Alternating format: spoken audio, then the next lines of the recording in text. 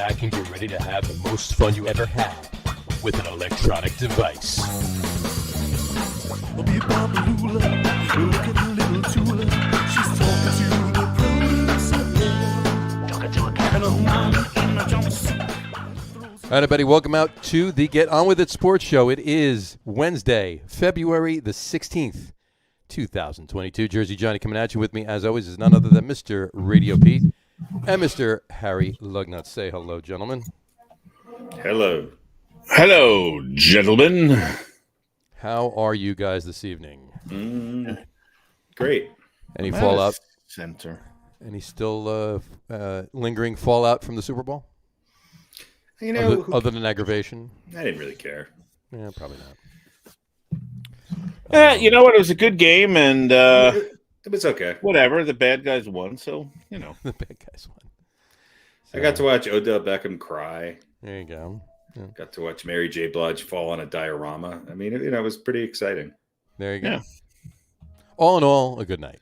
Yeah. There you go. Gotcha. All right.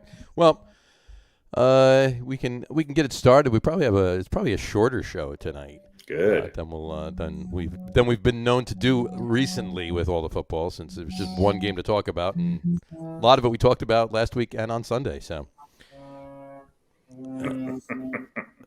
Pete, did you eat too much chili on Sunday? No.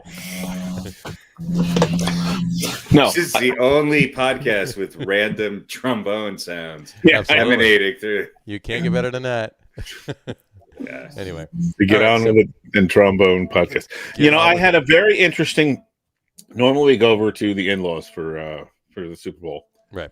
but we went to some friend's house. We have a couple couples, and they have kids, and our kids know each other from school, so we hang out. And Right. one of the women is literally a world-class pianist and has performed some of my son's compositions, and I think she accompanied him on violin for NISMA one year, and blah blah blah. Nice. And they're nice people. We like them very much, but it was a very different experience. Okay. This is the friend's house with the beer on tap and stuff. Yes. But no one, well, my wife and I and one of the other women were interested in the halftime show. No one else was interested in the halftime show. And there were a couple of their friends there as well. So I don't know, about 6, 8, 10 of us all together, maybe. Right.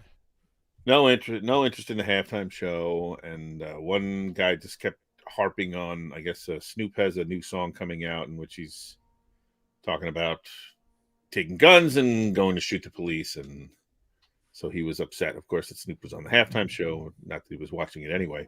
Right. And so it's just kind of it was a little more of a whiter vibe than I'm used to. He was hoping for 38 special. Maybe. No So, pun intended. Yeah, But no pun intended there. Exactly. yeah, but the food was really, really good. of course. And unfortunately, the owner of the house has a man cave and has a projector TV with a gigantic, movie theater size screen. And Sure. it's got the raised platform with the 3 reclining chairs, and then a little couch over here. And I got a whole rack, which looks like, a 70s a band setup. He's got compressors and receivers and all this stuff over there, Right. and surround sound everywhere. And then right at halftime, the bulb blew On the projector. on the projector. I was sitting in the room. People were coming in and out, going to get trips to get food, and pop! Just a classic movie sound, and no picture. And so we had to go watch the rest of the game. He had to go in the kitchen. And then and we were all crowd around the 3-inch. Yeah, black watching and white. it. around. Phones. I mean, it was a good, I don't know, it's probably a 40 some odd inch. So, but yeah, so it was a new experience. I enjoyed it. Yeah. They're really nice people, and all I would say fairly liberal like myself, but not interested in the old school rap. Not so much, huh? So Gotcha. I mean, I'm Yeah. usually not interested. I mean, other than Prince, The Who, and Tom Petty, it's like it's been slim pickings. It's never been great, Right. yeah, Oh, the Super Bowl. I mean, a lot of people have been saying it over the last couple of weeks, and I always think it too. Bruno Mars in what was it, 8 years ago? I guess. Yeah, that was pretty good. And Red Hot Chili Peppers came out with him, so I mean it wasn't a bad shot. That was decent, but I liked when Fugazi played with the Minutemen. That was my favorite halftime show. I brought up too and foreshadowing our list tonight. This Super Bowl might be on there. Was it 95? The 49ers and the Chargers. It was Tony Bennett was the halftime show. So it was interesting. Was that with Lady Gaga? No, it was that was just Tony on his own. Oh, okay. All by himself. I think people have too much time on their hands if they're going to worry about who's in the halftime show. Yeah. I saw a meme yesterday that said with everybody's complaining about the halftime show, Pepsi announced next year's lineup already. It's Aha, ABBA, Willie Nelson. You heard people complaining about it? I heard everybody saying how it was the best one ever. No, just it was a joke, obviously. Yeah, I know. The Bangles. I was trying to cut the joke. Well, that's kind of the opposite of what this year's. I think they're looking for the opposite audience with those groups. Right, but it was like every other group except for rap is what it was. It was represented in all of that. Yeah, I don't know. Whatever. It's good. I mean, I understand. It's better than fucking country music. If you think about it, Dr. Dre's almost 60. This wasn't. I mean, the Super Bowl halftime show is always for a crowd in their 40s, 50s, and older. Yeah, it's never. If not, we would have had Kendrick Lamar is not Megan the Stallion. No, he's the youngest of all of them. Yeah. Right. Who? Kendrick Lamar is the youngest of all of them. Yeah, they threw him in. He's like the new drummer. When your drummer's arm falls off, you get a new drummer. Right. Yeah. I tell you what, the most talented musician on that stage was Anderson .Paak, who was playing drums. Playing the drums, yeah. With he's actually an excellent drummer who was playing the drums with Eminem. And I thought Eminem was I thought they were all great. It's the same thing. It's like little snippets. And why were they in dioramas? And the people on the other side of the stage couldn't. That was the see whole. them. What was that, Compton or something like that? That was the. I get it, but it just people overcomplicate things. Just get on a stage and play. Right. Play a whole song. I don't need to hear 27 songs in 30 seconds. Just play 27 songs in 30 seconds. Yeah, that's kind of like what the point of the halftime show is supposed to entertain us, I guess, but you don't have to cram so much into it. Yeah, just come out, do it. Just do it, and yeah. I didn't know Dr. Dre played the piano. I did. I wasn't aware of that either, but maybe Alicia Keys taught him. I don't know. I don't think Alicia Keys had anything to do with it. No, probably not. But I threw it in there. It was almost 33 minutes halftime. Yeah, so have everybody come out, do one song, do their 4 or 5 minutes, and whatever. Then they all can sing a duet or something at the end. It was certainly better than most. Halftime shows, but my expectations are expectations are very low. I mean, Prince was probably the best. Michael Jackson was great. I remember back in the day. I mean, Prince sort of blew. Prince was so amazing that I think he only played one of his own songs. I think he did like 3 covers. He did a bunch of covers and one of his own songs. Yeah. I guess the thing for me is just when people can't separate, the politics or whatever. But what politics are there? Well, just the idea of I know a ton of everything's rap, politics now. Everything's politics. And the lyrics and the violence and do people really listen to the violence? Like, okay, so it's like, well, the violence in the lyrics. What I'm talking about. The violence in the lyrics. In other words, they can't appreciate they don't seem to look at the music and go, okay, it's just music. And yes, he's singing about shooting a cop, and they've all. I mean, I don't think Mary J. Blige ever sang about shooting a cop, but pretty much everybody else has talked about stealing and robbing and fuck the police and all that stuff. Mm-hmm. But I mean, they're artists now. Yeah, I mean, they're singing. None of them ever actually went out and did it, but people find that offensive and they can't get past that, and so they just can't enjoy the music. That's what you get for listening to lyrics. Well, I guess so, yeah. If I don't hear a backbeat and a bass line, I'm like, I'm out. But I mean, if there was a country artist doing the halftime show, and the country artist just dumb it down. God bless America, the great. Right, but I'm not a fan of my truck. And not a fan of country music, but I would listen to it. If Johnny Cash was still alive and he came out and did a set, or Steve Earle came out, or Bocephus, or there's plenty of. My point being is that we're placating a very slim margin of musical artists, and if you really want, if you're complaining that somebody's too, everybody's like, oh, thank God it's not a bunch of old bands. I'm like, what the hell are you talking about? Yeah, it's just they're just the new old bands playing a bunch of old bands again. Dr. Dre's almost 60. What do you mean it's not the and who cares? A bunch of old bands, I mean, I couldn't care less either. I'm just saying for the people that are saying that anyway. Most people were most of the comments that I heard about the halftime show was how great it was and how so I think that's most of America. I think we're moving, it's like whatever your politics are, I think you could still get into a classic Snoop Dr. Dre song. I think most people would agree on that. Right. Well, yeah, I don't know. I guess people just object to whatever. Yeah. Whether it's anti-police messages or whether it's smoking weed messages, that covers a lot of ground for I think they're just not smoke weed. He did. I think they're just reflecting on the reality that they see, and so maybe that they should. I don't disagree with that. I'm not trying to defend people. I just say they can't. No, I understand that. Can't get past. They can't get past it. It's a shame because you're missing out on Eminem. The stuff Eminem writes is like some of the most horrific stuff, right? About killing his wife in front of his kid and all, dumping the body and all this, and but it's a brilliant creation. You know what I mean? Like not anybody could do that and make that fit, and then to make that come out of his mouth the way it does, it's an awesome skill. I'm pretty sure I remember Axl Rose singing lyrics that went along like the lines of "I used to love her, but I had to kill her. Yeah, I mean, I had to put her 6 feet under." Go back. So there's plenty of nothing songs, new. Plenty of classic rock songs that are this age demographic loves and remembers from the 70s and 80s and stuff that were. At least it wasn't the Black Eyed Peas and violent and all that stuff. We don't, they don't think about that. They only think I didn't have to listen to Gwen Stefani sing Bananas, so I was all right. Yeah, or sing anything for that. Yeah. There you go. All right. There was one thing I just Devo. I heard if they make it into the Rock and Roll Hall of Fame, are going to perform at the halftime show next year. I hope so. Yeah, I do. So, I mean, that would be. Fantastic. And they're going to do Whip It. They might not. I would love for them to come out and do a couple songs that almost no one knows, or at least Uncontrollable. They're just going to do a 20-minute version of Uncontrollable Urge. There you go.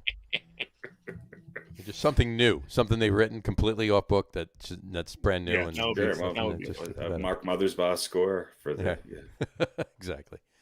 Anyway, all right. A couple things really quick before we actually get into the game talk. I'm glad we talked about halftime. Got that done. Baseball wise, not that I just want to bring it up because yesterday was supposed to be pitchers and catchers report. Yeah, they reported, right? They reported somewhere. They reported on Channel 4 News that nothing has happened. Right? Exactly. They reported. Actually, I heard today there was supposed to be a meeting Saturday, and they're scheduled it for tomorrow. The Players Association. Yep. But I also heard that they just meet by Zoom. It takes 5 minutes, and nobody's talking. Yeah, they just look at each other, say, "All right, we'll try again on Saturday." Yeah, but nothing meaningful is getting done. They're not getting locked in a room, et cetera, et cetera. And our friend, the former Met, Marcus Stroman, I don't know if you saw his comments. Today, I didn't see anything today. I forget exactly what he said, but he said something about, and it's some other players who've taken a shot at Rob Manfred. Mm-hmm. Well, everybody's taking a shot at Rob Manfred because but the point that the pundits I was listening to were making is like he's getting his marching orders from the owners. So why aren't you criticizing the owners? Why aren't the players criticizing the owners? Because they're the ones that aren't budging, right? But Manfred always takes the heat because he's the commissioner, but he's really just a figurehead, right? As we know well. But that was their point. It's like why don't you say something? I don't know who owns the Cubs, but what you call the owner of the Cubs out, and of course he's not going to do that because he just got a contract for him. So right, of course. But a little bit of hypocrisy there. They want to just it's a lot of hypocrisy. The commissioner's always the punching bag. So but it's not. He has to negotiate this stuff. But Well, and the other point they made is, could you imagine if Manfred or any commissioner, but particularly him, just negotiated a settlement with the players that he thought was good? Mm-hmm. He'd be fired in a second. 2 seconds. Because it wouldn't be what the owners wanted. Yeah. Might be some of what they wanted, but not. He'd have to, and actually came up with a compromise and made a good plan that the country would look at and go, that's pretty good. That addresses a lot of these issues. Brilliant. Yeah, exactly. It's a little bit of this, a little bit of that. Everybody gets some of what they want. Compromise. That's it. He'd probably be fired before the thing could be signed by the owners. So what else can he do except, represent their interests? And I just they don't want to budge. I just hope they get it done soon because they won't. It's horseshit. It really is. They won't. But we'll see what happens. They got the universal DH, so they're happy about that. So yeah, great. But whatever. Hey, does it make sense? Kind of. I thought about it too. I don't know if you saw we talked about it, but they said for what does it mean for the Mets? It means that that they actually have options now, and they're losing one of their best hitters. But they're losing one of the best hitters in Jacob deGrom. But however, you think about it, a lot of people are saying that some of the injuries that he actually did wind up with last year over the last couple of years could actually be due to his range of motion with swinging a bat as opposed to throwing a baseball. So it might actually help him, benefit him. But you also get a professional hitter to bat. It's not like you're going to call up somebody from Double-A to hit in his place. It's going to be somebody that should be as good, if not better, than of a hitter than Jacob deGrom. And there's no rule saying you can't have Jacob deGrom be the DH when he's not pitching. When he's not pitching, right? It could be a Shohei Ohtani. Yeah. I was like, all right, players, you really want all this stuff? That's great. Then we're going to give it all to you. But every pitcher has to pitch 6 innings, no matter what. Every starter has to pitch 6 innings, and let's start there. Let's start with some other rules that'll change. Well, yeah. Now you're going to have the universal DH, and everything's just going to become more and more specialized, right? And that's just a bad trend. I don't care. It's already that way. Yeah. It is, but this is just going to make. I don't mind the universal DH. I think the DH has bettered the game. It's given people what they want a little bit more. It is different. I understand the purity of having the pitchers hit, but it makes the game kind of messy. And I think it does in some ways. It's harder to manage in the National League. That's for sure, especially with not having the DH, but it does sort of junk up a lot of, it puts you in weird situations with playing time and having to substitute players that you don't want to, but you have to. And it's okay. I'm all right with it. I'm all right with the universal DH. I'm not incredibly. I'm also okay if they don't start baseball until July, so I don't care. I am not. However, I need my opening day in April. Well, you're not going to get it. It might be April 30th. Yeah, you're not going to get it. Yeah, we'll see. All right, and the only other thing in baseball is you see all the Matt Harvey headlines. Yeah, what he did cocaine? That's hard to believe. Wow, who cares? Somebody on the Mets did cocaine. Yeah. That's not just the Mets. Well, no. The Mets were one of the. They were good at it. Matt Harvey was in the wrong decade for that. Prolific. I don't know. I'd say they were prolific at it. Perhaps he got turned on. He got turned on to it at an old timers game. Yeah. He wanted to go old school. Right. It's like steroids. DiPietro said that he tried to warn him about it because they were good friends. But I guess they still are friends. But he saw what was happening to him and tried to warn him about it. But, you get in it. And one of the things he said is you get people who they want to go out. They want you to go out because you're their golden ticket. Once you're a star, you're their golden ticket to get in anywhere.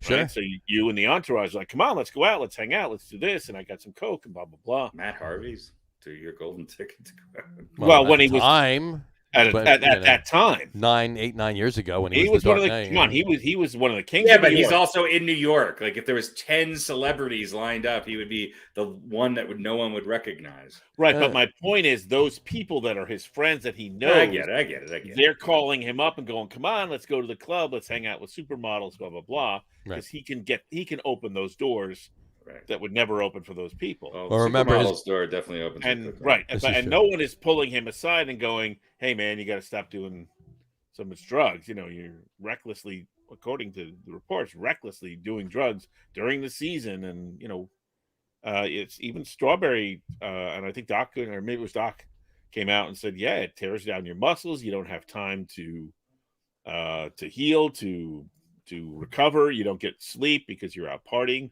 Yeah, you're up grinding your teeth all night, Right. So, but he acting didn't have like anybody. a vampire when the sun So, comes up. Pietro said he tried to warn him, but he still went down that out. And then there was there's a kid that died, right, from what he OD'd or something.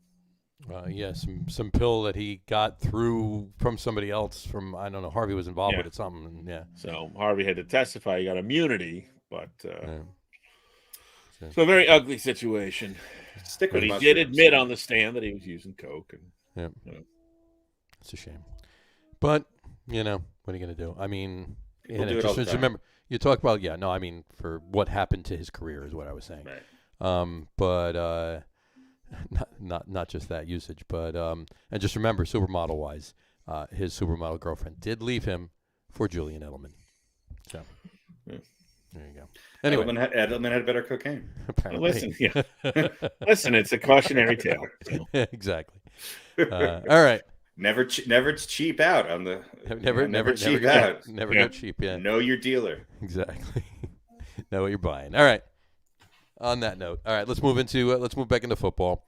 Let's kick it off with the quiz. This week's quiz, last football quiz of until August or September, I guess, probably. But unless we sneak one in there, this week we're doing best Super Bowl MVPs of all time. Oh, this is just their performances in the Super Bowl? In those Super Bowls. Not the players that they are, the performances in the Super Bowls. I'm not giving specific Super Bowls, just, what they meant to the Doug games Williams. they were. Here we go. I'll give you a list. I'm giving you 6. You got to keep 4. 2 got to go. All right. Here we go. Write them down. Here we go. All right, go. Tom Brady. Shocker. I know the first one off Pete's list. Okay. I love the music I have backing me up to this. Mm-hmm. Steve Young. How many Super Bowls did Young play in? Just one, right? 1.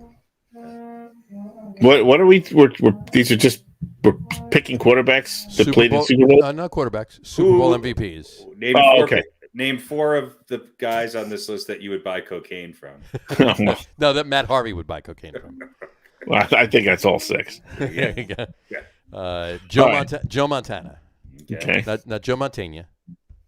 Joe Montana. Joe Montana never got an MVP. No, he didn't. Not in the Super Bowl, anyway. Right. Doug Williams.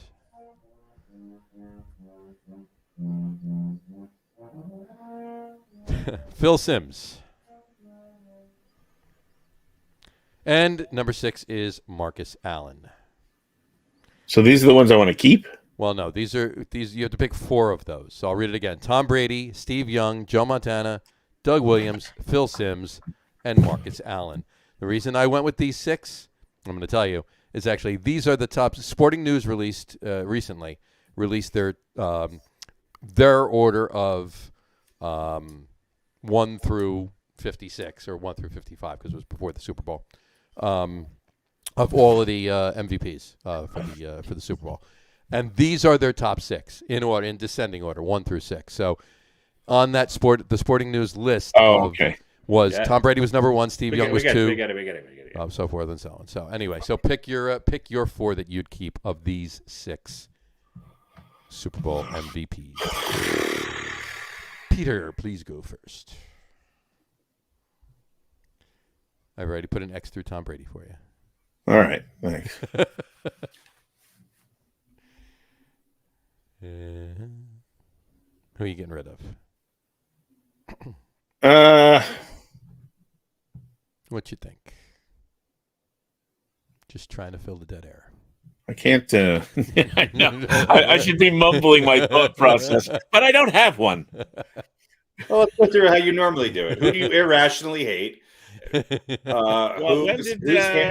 hairstyle or team was wrong? What year did Phil Simms win it?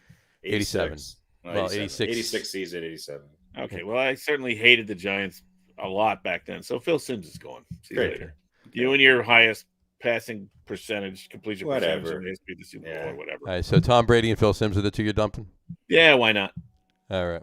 That leaves me with Steve, Doug, Joe, and Marcus. Joe, and Marcus. Yeah. Cool. There you go. Okay. All right. Harry. Yeah, they got it right on the list. I mean, it's Brady, Young, Montana, and Williams. I mean, Doug Williams, not only for his performance, but just for what I think it signified and the added pressure that he had literally on his back for that performance. Simms and Allen had great Super Bowls, but Brady did it so often. Young had a spectacular game. Montana with those comebacks, and Doug Williams, one of the best performances ever. So the top four are the top four for a reason. There you go. They got him right. And there you have it. All right. I would tend to agree. So I'm not With saying me? I'm not saying with who. So, in any event. All right. Peach is angry that Joe Namath isn't on there. Joe Namath. Anyway. All right. What did he go 3 for 12 with a 3 for 12 with minus 2 rushing yards. Yeah. 141 yards passing with an interception. There you Is go. that all it was? No, those are Peyton Manning's numbers when he won against Carolina. Was it only 141 yards? Yeah. Really? That's funny. Yeah. I was looking at it. The other that day. Broncos defense was. Oh yeah, Von Miller won that game for them, please. Yeah. And he won another one on Sunday. So let's talk about that. Let's talk about that game on Sunday. So let's break down the game, shall we? For a couple minutes anyway. All right. Let's. Did you really? I thought the Bengals did have a chance, but they did have a chance. They did. They almost won. They were up. If it wasn't for a bunch of ticky-tack fouls that they didn't call the whole rest of the game, right, and the fact that his receiver dropped if what's his name doesn't drop that pass, they're kicking a field goal. We're going to overtime. Right. At the very worst. To sum up the game, the Bengals' offensive line is so pathetic, and Aaron Donald is probably put in the most clutch performance by a defensive player in a Super Bowl. He wanted it, and they have a lot of talent on that defense. I think the Bengals did a pretty good job running the ball, especially in the first half, but Burrow needs at least a second to throw the ball. On that last play, it's like, do I have to? The Bengals got outcoached. It's like your season, the Super Bowl is on the line. Maybe you put 2 guys on Aaron Darnold. Maybe you take a chance and put 2 guys on Aaron Darnold and give Joe Burrow at least a second to throw the ball. But they didn't. They couldn't convert a 3rd and 1, and their offensive line at the end of the game sucked. And that's the difference. And if they don't get help on the offensive line for Burrow, this team is not going anywhere. All I heard was, Burrow will be back. The Bengals are so talented. No, they got 3 years. They have 3 years to work because he's not staying in Cincinnati. He might not even make it through those 3 years if he continues to be protected. He was sacked, 7 times? That last play was technically a sack, even though he got the ball away. So, he was hit, 20-something times? He was hurried a lot of times, ridiculous. And he was, and they still were up with a minute left. And consider the fact that they did a pretty decent job through 2.5 quarters. They got the Cincinnati offensive line, right? They got really conservative. Right. My point is, you look at that stat line and you go, "Oh, that's the typical Cincinnati." They ran the ball well. That was over a quarter and a half. They ran the ball well. That the Rams defense came alive, and that offensive line collapsed. They showed up. Von Miller had a good game. They got outcoached. The LA's defense. I don't think either offensive coordinator had a stellar game. I think that both teams were a little stiff on offense. I think that they weren't as fluid and wide open as you would expect for these teams. Cooper Kupp, he was the MVP for a reason. I think Donald should have probably won the MVP, but Cooper Kupp was the difference maker. He's the best receiver in football. I'm sorry, Devonta Adams, because he's willing to go across the middle and catch tough passes. And you have to remember that regardless of holding or interference calls, he caught the game-winning touchdown pass after catching the game-winning touchdown pass and being decapitated in the end zone. Right. He comes back 2 plays later, and again, coaching, why is Eli Apple one-on-one playing off Cooper Kupp with the – who knows? Yeah. Who knows? That's another thing. You think Eli Apple has a job next year? Well, I don't care who you put in that situation. You have to have help, and B, you have to hit him at the line of scrimmage. It was too easy. It was too easy, especially given the 3rd, 4th, and 5th opportunity to do it. I thought the Rams were down by 4. They had a score. You sort of saw it coming. I thought all it did really, all these, that sort of delay of that last drive was cut into the time that the Bengals had. Yeah. The Bengals started moving the ball. And if it's not for a drop pass in a really critical situation, I think that at the minimum they kick a field goal and this thing goes to overtime. Right. I think if you gave Burrow a 2.5 seconds to throw the ball, the Bengals would have won that game. Well, see, that this is an interesting point because one of the things that Chris Collinsworth kept saying is, I don't remember the guy's name, 94. When 94 is in the game for the Rams, and they have a 5th kind of defensive lineman there. When 94 is in the game, Sean Robinson. There you go. Yeah, when Robinson. he's in the game, don't run the too. ball, right? And Cincinnati seemed to keep running the ball when he was in the game. Cincinnati got outcoached. Yeah, Cincinnati but the problem was that when he was in the game, that's when they had to single up on Donald. Right. Yeah. And so you really didn't have a lot of time to pass. So you can't run against that front. At some point during the week, you have to realize, hey, maybe we need to keep a running back in, or maybe we need to have a tight end in motion, just even to chip Donald or get a piece of him to give him at least that last play. The game's on the line. Mm-hmm. I'm going to hold Aaron. The odds of them calling holding on that play are very little. I'm going to grab him by his nuts, okay, and make it as hard as possible for him to. No, it was a Matador offensive line. Matador.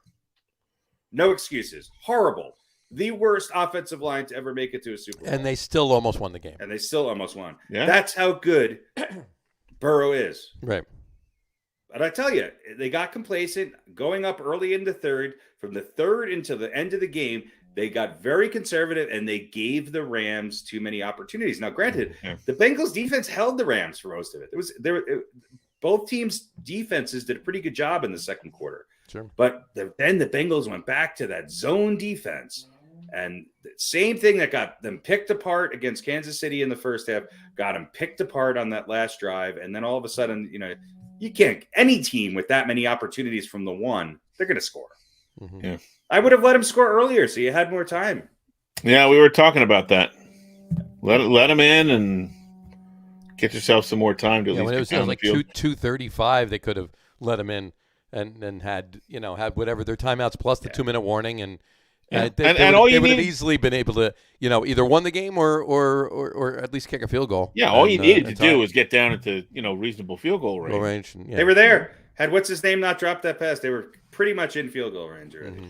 So was this a really great Super Bowl that kind of came down to the wire, or was it just too mistake filled? I mean, I don't think it goes on the worst list. It seemed like every NFL game.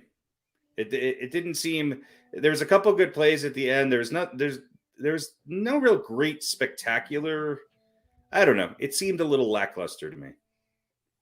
But it wasn't a bad game. The fact that it was close at least made it exciting. Exactly. It seemed like every NFL game. Yeah. It just seems like any game at any time. Right. I looked at it down to the wire. I looked at it like almost like, all right, it was a good defensive battle to a point too. I mean, there was some great offensive moments by both teams.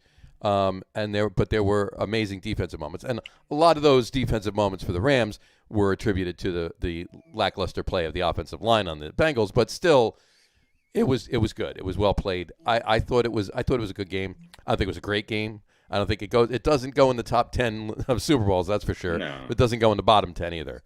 I think it was just the execution by both of these high-powered offenses.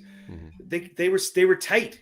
It Right. just didn't seem like they executed very well. There was a lot more punts than you usually see in this. I don't know. It was okay. Did you see the new banner that Detroit put up? No. Right here. There you go. Our old quarterback won a Super Bowl. Well, let's get to their old quarterback because I want to ask you guys this question. Sure, go. I believe it was Dan Orlovsky who writes for whatever. No, he's an idiot. Yeah, said, well, this puts Matt Stafford in the Hall of Fame. No. Well, no. And then a lot of might not people be said, wrong there. His numbers are there. Well, all right, let me rephrase it though. Does he deserve to go into the Hall of Fame because he won a Super Bowl? Here's my take on that. Is that I would put him as a maybe. I also have Eli Manning as a maybe. So I may be a little bit harder on, if his numbers are pretty impressive. The fact that he played for the Lions for all those years, but I don't think he has the post. I mean, yes, he had one great postseason and he won a Super Bowl. There's a lot of quarterbacks though that have won one Super Bowl who are not in the Hall of Fame. Right. I don't think this automatically puts him in the Hall of Fame. Now, I think he'll play 2 or 3 more years. I think his numbers will get so big that, if you look at Matt. He's not retiring by any means. No. He's staying in L.A. He's still got Cooper Kupp. He's still got those weapons. Yeah. He's still going to his numbers are going to inflate. They're going to be back to the playoffs. I'm not saying they're going to Super Bowl again, but they'll be back in the playoffs again, and he'll have more playoff wins, and all of that might get him to the point where, he does retire. He is certainly. This certainly helps him. His case for the. If he retired today, I don't think he gets in. If he does, it's like a last ballot before he goes in, kind of a thing. Right. And I've heard people saying, "Well, if Eli Manning's getting in, Matthew Stafford's getting in." No. I mean, is Eli Manning a first ballot Hall of Famer? Probably not. Might he get on the first ballot? Well, Eli Manning also beat. But look at what Eli Manning did. The best team in football, record-wise, and beat a dominant. He was never a favorite. Because Eli Manning had great numbers in shitty seasons too. So I mean, I think the thing. Sorry, John. Go ahead. No, I was just saying. Mm-hmm. So I don't I don't agree with. If Matthew Stafford retired today, I'm not saying he's not getting in, but he's certainly not getting in the first year or 2 or 3 for that matter. And numbers, I don't think he gets in. Numbers are so escalated now. Like I sort of feel the same way about. Oh God, his name is who is the quarterback for the Chargers forever? Same draft, Philip. I mean, to me, Rivers will probably be a Hall of Famer, but to me, he's not a no-brainer. Right. Yeah, if you can. Well, look, I think it was Barry Bonds who said, "If you just play long enough, you'll put up numbers." Right. But there has to be. That's the end of his quote. But I think there has to be something more than that, and obviously, Super Bowls is one thing we look at, but. The thing about Stafford is there's no, and it's a good story, I guess. Toiling away in Detroit and getting out, and he seems like a good guy or whatever. But there's no accolades other than this now. Like he never led the league in passing. He was never an MVP. You know what I mean? Like, is Matt Ryan a Hall of Famer? Well, again, that's Matt Stafford. Question, though. Matthew Stafford is 12th all time in passing yards. Now, but again, there's just put up numbers, Eli Manning is 9th. Right, but if you just put up numbers, though, is that enough to get in the Hall of Fame? I guess is what I'm getting at. Don't you have Carson Palmer a Hall of Famer? I wouldn't say so. No, he's 15th. Right. Again, that's Drew Bledsoe is 17th. So, Matthew Stafford has 5,000 more yards than Drew Bledsoe. I hear what you're saying, but I don't know. I just think there has to be something a little extra special about them to get in the Hall of Fame. I agree. It's not the Hall of really good. It's the Hall of Fame. Kerry Collins is 20th. For Stafford, I don't think one Super Bowl does it. Right. I don't either. I think, but you know what, though? again, like I just said, he's going to play several more But years. he could play for a few more years. He'll could get win some a few more playoff games. right, Might get back to and the that'll Super be Bowl even and if that'll he be a doesn't different win. story, right? Exactly. And then he might get reevaluated. Now, on that note, this was the Rams' 5th appearance in the big game in the Super Bowl. Yeah, It's I don't only like their the Rams anymore. It's only their 2nd win, I don't like them. but it's their first win as the Los Angeles Rams. Yeah, whatever. What are they going to play in LA again next year? Or do they move to another city? They're moving to Anchorage. Going to move to Oakland. The Oakland wants a team. They're going to Oakland. The Oakland Rams. And I'm actually remiss. I'm actually pissed off at myself that I didn't say this, especially last week when we were doing the list, because I had it as the St. Louis or Los Angeles / St. Louis Rams was the list. The Rams started in Cleveland. Yeah, that's what yeah. Yeah, and I didn't say it, so I'm pissed off at myself. Norm Van Brocklin, right? Yeah, Van Brocklin. That was before that. They Artie Shore, old-time hockey. They were in LA already out there. But yeah, no, so they're going back to Cleveland because the Browns are going to the left coast. Yeah. Well, the Browns are moving to Scotland, right? I mean, why would you ever leave LA? I mean, number one, that stadium is fantastic. Number two, it's I mean, Whatever. Fuck the Rams. They're not going anywhere. They're the least. Yeah, they're the least exciting of all LA sports franchises, with the exception of the. Are they the Los Angeles Chargers? Chargers. Yeah. Are they? Yeah. So on that note, Los Angeles is the only city in the last 10 years to win in all sports. Rams just won in 21. Dodgers won the World Series in 20. Lakers won the NBA championship in 20, and the LA Kings won the Stanley Cup in 2012 and 14. So in the last 10 years. They want to have one big jerk-off parade, and LeBron wants to take away from the Rams' achievements. Who cares? There you go. Well, actually, I don't know. I guess they had the parade today, right? They had the parade today. So probably like 8 people showed up.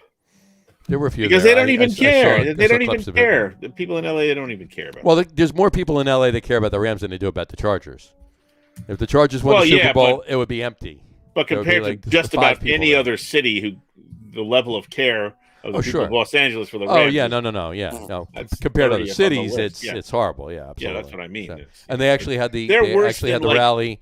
They actually had the rally in the celebration at the Coliseum.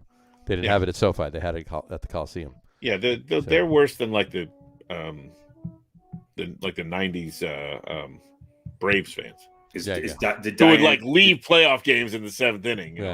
We got to get home. Did Diane beat the traffic? Yeah. Did Diane Cannon show up for the parade? Diane Cannon did. Yeah, she was there. She was the grand marshal of the parade. She led the way. So anyway, all right. And congratulations. Who cares? You agree with Cooper Kupp being MVP? No, Aaron Donald. Yeah, I agree. Kupp had a great drive, but didn't do much else. I think it should have been Aaron Donald. I do too. I agree with that. And what'd you think of commercials? Really quick, I'll throw that out there. I didn't see them all in real time, but I sort of saw a few of them within this last couple days. I thought the remake of The Sopranos beginning was interesting.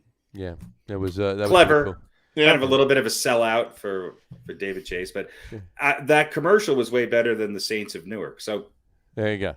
Yeah, and the spicy whatever with the animals singing in the jungle. I thought that one was pretty funny. That was good. Well, on the Sopranos thing, really quick before we move on from that, they ended up at Bars, which is a restaurant in the Highlands. Isn't that somewhere in Silver?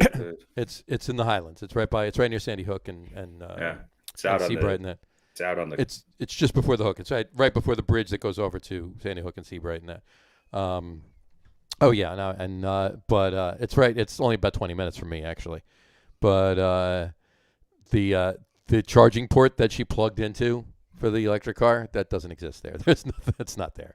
There's none there. Yeah, we're not going to have any of that in South Jersey. None of that. Not going anywhere. Yeah. So anyway, but no, I thought it was a good commercial. We run on Bon Jovi's. What did you think of? Arnold Schwarzenegger and Salma Hayek in the BMW electric? You didn't see that one? That was pretty good. See that one. Yeah, go watch it. He was watch it. I won't say anything. Watch it. We'll talk about it afterwards. But anyway, cool. All right.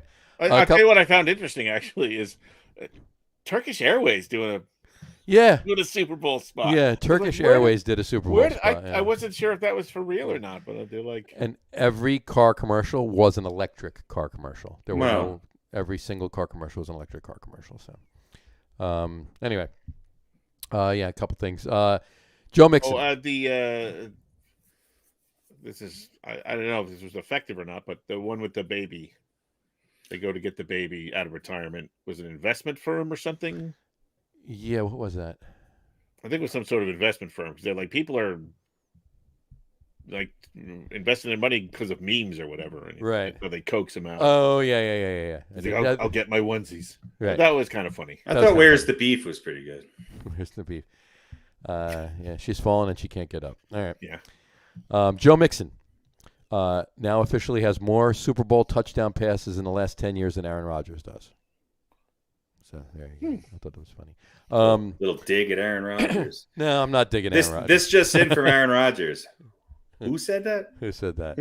I know it was a meme out there. OBJ, you mentioned OBJ crying before. There was a bunch of people busting the shops. In fact, somebody actually wrote, I'm pretty sure I never saw Charles Woodson crying when he won the Super Bowl.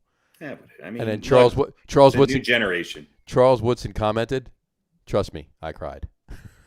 So It's a new generation. Well, I mean, I don't know. Whatever. Was OBJ crying because Tears of Happiness that they won, or was course. he crying tears because he wasn't a bigger part of it? No, he was crying because they won.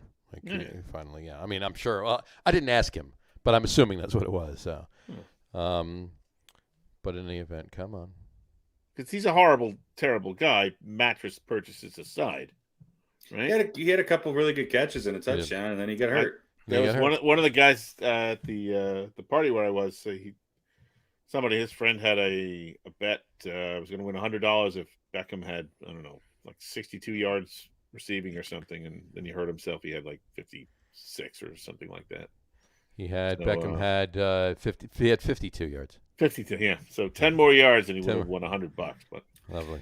I mean, the Rams, in Beckham's defense, the Rams offense did sputter when he went out, and it's just here. I can coach both. I can coach the offense and the defense for the Bengals. On offense, if you're an offensive coach, find Aaron Darnold and put two guys on him minimum at all times. If you're the defensive coordinator for the Bengals, find Cooper Kupp and put two guys on him.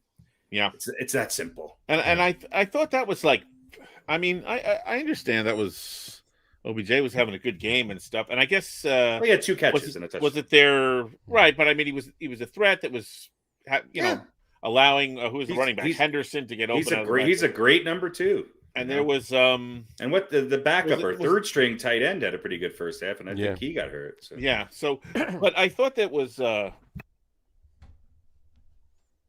the announcers were Collinsworth, of course, beats everything into the ground, but he's so horrible. OBJ went out, and they were like, they've lost their entire offense. They can't get anything going. I'm like, you lost one guy. I don't know why you still have the best receiver in the league in Cup. You still have, He was he just took it to another level. He just like the Rams were losing the game now because OBJ was out. Goodbye to that whole crew. Al like Michaels, Michelle Tafoya, Chris Collinsworth. They can all go work for the Republican National they Committee. announced she's retiring. Yeah, she's gonna become a right wing campaign manager for some racist nut job who's running for governor. Alrighty then. She is. Yeah, I just she is. That was, she really is. Yeah, she really is. Like that's her title, though. Right-wing nut job campaign advisor. Yeah, right, exactly. That sounds good. Anyway, yeah, I just thought that was a little bit like, what are you talking about, the Rams? But you're right; they suddenly seemed like they couldn't get it together. But it's just like you have lots of weapons. You still have the number one receiver. Just because Beckham's out, it shouldn't, But they were talking like they'd lost, 2/3 of the team or something. Exactly. It was stupid. I just wonder, like, how does Al Michaels feel about working with him? I don't know. Honestly, I think they're pretty good friends. I would imagine they are. And I will say this: in the booth, he's probably less annoying. There's just something about his voice coming out of television speakers. Well, yeah, It and drives especially when me it's absolutely insane. saying the same thing over and over and He's over. the master again. of the obvious. Yeah. Right. Thank you, But he Captain just Obvious. repeats But himself again and again and again. And somebody again asked me. and again. Somebody asked me the other day who the best commentating crew for football ever was, and of course, there's only one answer to that. It's John Madden and Pat Summerall. Period. Yeah. But somebody said, "All right, who's the second best?" And I thought about it, and it literally is Al Michaels and Frank Gifford. They were good together. They were good Yeah. together. Now, I Dan like Dierdorf, Dan Fouts. Dan Dierdorf could have been there or not. Didn't matter. I like He was Dan coloring a bit. Fouts. Dan Fouts is good, but Dan Fouts goes. He's got a bunch of people as far as an actual team that's together for a long time. Yeah. I think Al Michaels with Frank Gifford was the number two behind Madden and Summerall. But so half of it is what Collinsworth and where do they stand? But anyway, they're very popular and they're going to be out of a contract, but they're going to find. I think they're going to find a good payday on whatever alternative app streaming or whatever. Streaming. Because all the Thursday night games are going to be next year on Amazon Prime. They're going to get snatched. They were talking about that on the K show. I think they were saying maybe because was it the Thursday night games are only going to be on Amazon Prime? Thursday night games are only on Amazon Prime next year. Yeah. And I know they were making a play for Michaels, like trying to. Right. To get him and they're definitely gonna. I think they're definitely gonna go. Look, I know you hate Joe Buck, but I like Joe Buck and Troy Aikman as a team. I have no problem with them. My biggest problem with Joe Buck is his head is too far up Troy Aikman's ass. Yeah, whatever. I know. Joe Buck is a classic announcer. Talk about. That's the why game. I like him. Don't. He's a classic announcer, and I like Romo. I think Romo's not necessarily always paired up with the best person. I'm fine with Romo. He can't do Cowboys games. No. Don't put him on Cowboys games because he becomes a member of the team, and it's just it's annoying. He's a good commentator. Don't let him do a Cowboys game, period. And I like Jim Nance. I just don't like those two together, and I kind of like Nance is too much of a – to me, like, he can do anything. Right. Like, I want Nance doing – I don't know. I think I'm okay with that team too. Right. They don't stand out as much. They're a little bit more in the background, but right. Yeah. Gotcha. All right. A couple other things. Everybody's bashing Eli Apple, of course, and rightfully so. What was it? Apple toast we were saying the other day. But Brendan Marshall tweeted this. I just want to read it really quick. He put this during. Actually, he didn't tweet it. He offered this information on Eli Apple during last night's. It was last night's Inside the NFL. He said, "Do you know how many times I practiced against Eli Apple and said, bro, going against a number one receiver, if you give us the outside release, it's the easiest thing in the world." He said, "I used to argue with him every single day playing with the Giants. Like, man, I'm trying to help you. This is a history lesson on humility. Keep your mouth shut, play ball, then you go to the Super Bowl and you have a couple of penalties, give up a couple of touchdowns. You can't do that. You need to listen to the vets. So all the other young people watching, learn from Eli Apple." Well, Eli Apple is a vet now. That's the problem. And the fact that Eli Apple is in the situation that he's in, I think, is a testament to Eli Apple, or a fact that it's just really hard to find a cornerback, because Eli Apple's time with the Giants was atrocious. Horrible, yeah. And it wasn't much better with the Saints either. No, and so, I give him enough credit. Look, he was set up to fail, and he didn't have as bad a game as he was obviously going to be the center of attention because he's going up against the number one receiver, right. And I think they should have given him help, and it's just a matchup problem, and yeah. Well, there you go. But so now the only teams with 3+ Super Bowl losses and 0 wins. The Vikings are 0-4, the Bills are 0-4, and the Bengals are 0-3. Better to be 0-3 than 0-0. California teams too. Very true. Words of wisdom. Bengals That's lost pretty good. to a California team. Yeah. Well, they lost to the 49ers twice before this, right? Yeah. They lost to the 49ers twice and the Rams once. Yeah, exactly. So right now the franchises with multiple Super Bowl wins. The Patriots and Steelers are tied for first with 6. The Cowboys and the 49ers are tied for second with 5. The Packers and the Giants are tied for third with 4. The Bengals. The Broncos. The what the hell's the Washington name now? Commanders. Is that what they are? The Commanders and the Raiders are tied for 4th with 3, and then the Dolphins, the Bucks, the Ravens, the Chiefs, the Colts, and the Rams all now have 2. Everybody else has 1 or none. So there you go. Just figured I'd let you know that in case you were wondering. So, no That's good silence to know. on there. Yeah, I figured that. It was the only way to get. It was the only way to get the Giants into this conversation. That's all I wanted to do. Yeah. So. Kidding. I found this funny. I just want to read a couple of them to you. I actually meant to send it to you guys the other day, but it's the hold on. It's the Super Bowl drinking game, Super Bowl 56 drinking game. There's a ton of them. I'm only going to read a few. Chris Collinsworth says, "Now here's a guy. Take a drink." Yeah. Joe Burrow does something cool. Take a drink. Jalen Ramsey starts talking shit for no reason at all. Take a drink. Eli Apple gets burnt. Take 2 drinks. You'll need them. Joe Burrow gets sacked. Take a drink. You're probably drunk at this point. It says You might be dead. right.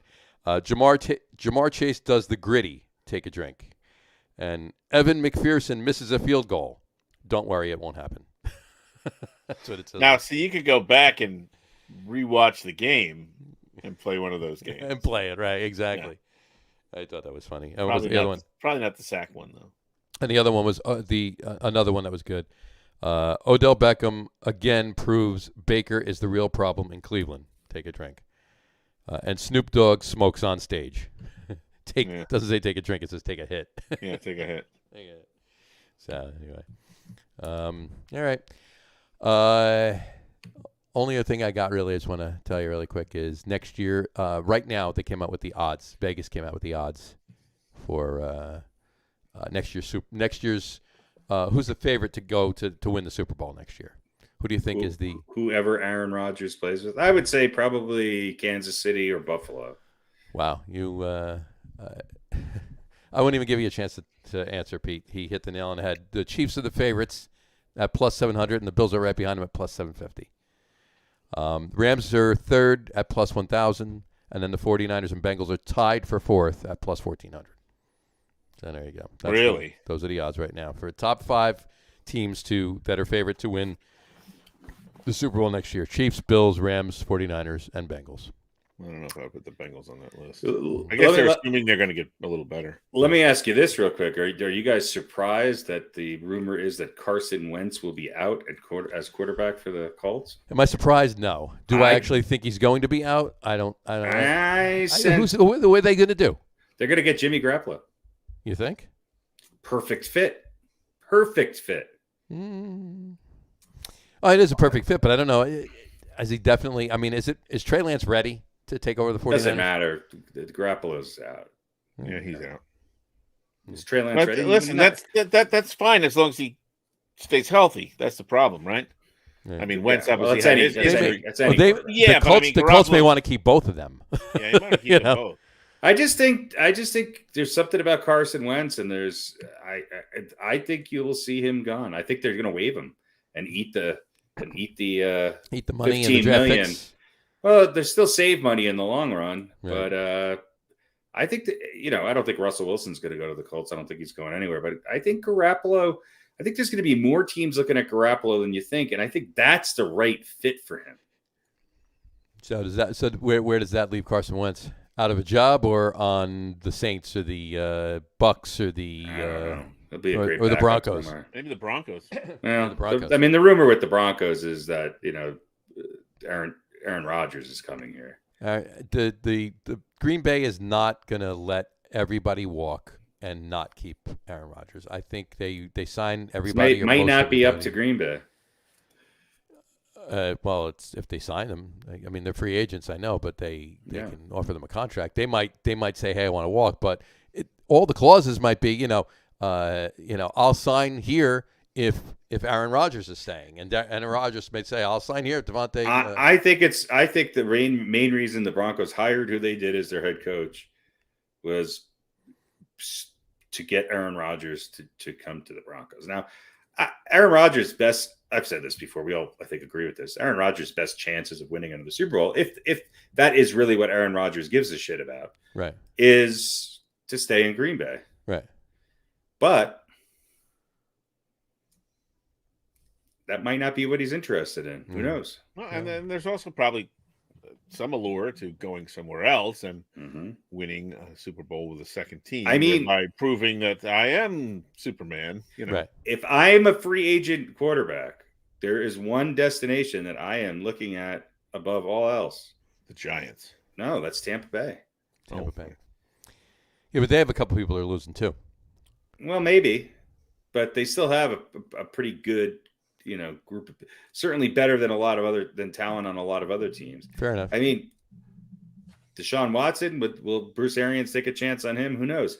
Russell Wilson, if he actually does want to leave, is there a better opportunity for him than Tampa Bay? True.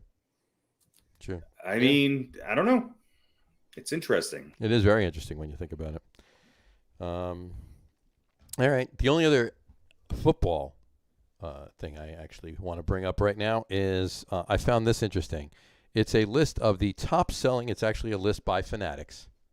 Okay, so it's the company that works with Jim Rome fans. Jim Rome fans, yeah, no, it's the company that works with puts out all the jerseys, all the caps, everything else. It's the they own lids and everything else. Right. They're the champion of they're the best selling NFL jerseys in each state, and I found a couple of them interesting. Like, so I asked, here you go. What do you think the best selling jersey in New Jersey is?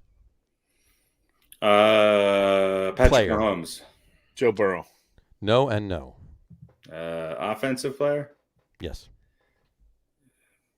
I hope it's not a Giant. I hope it's not a Giant or a Jet. No, it's not a Giant or a Jet. Then it's probably Cooper Kupp. Nope. Is it an ex-Giant? Nope. I'll give you this hint. It's the same top selling jersey as in New Jersey as in Delaware, Connecticut, Rhode Island, New Hampshire, and West Virginia. Oh, Tom Brady. It's Tom Brady. As well as Florida. This is Tom Brady. These are Tom Brady states. Florida, Alabama, Indiana. Tom Brady's the best-selling jersey in Michigan, in Iowa, in North and South Dakota, in Wyoming, in Utah, and in Idaho, and in Alaska and Hawaii. Those are all Tom Brady states. Nice. Yeah, but that's only because he's retired. That's the number one. Yeah, probably. All those states really appreciate a systems quarterback. There you go. Yeah. Who's the number one selling jersey in? Whose jersey is number one selling in New York? Definitely Kyrie Irving. Football. In New York, football. It's not a long walk if you think about it.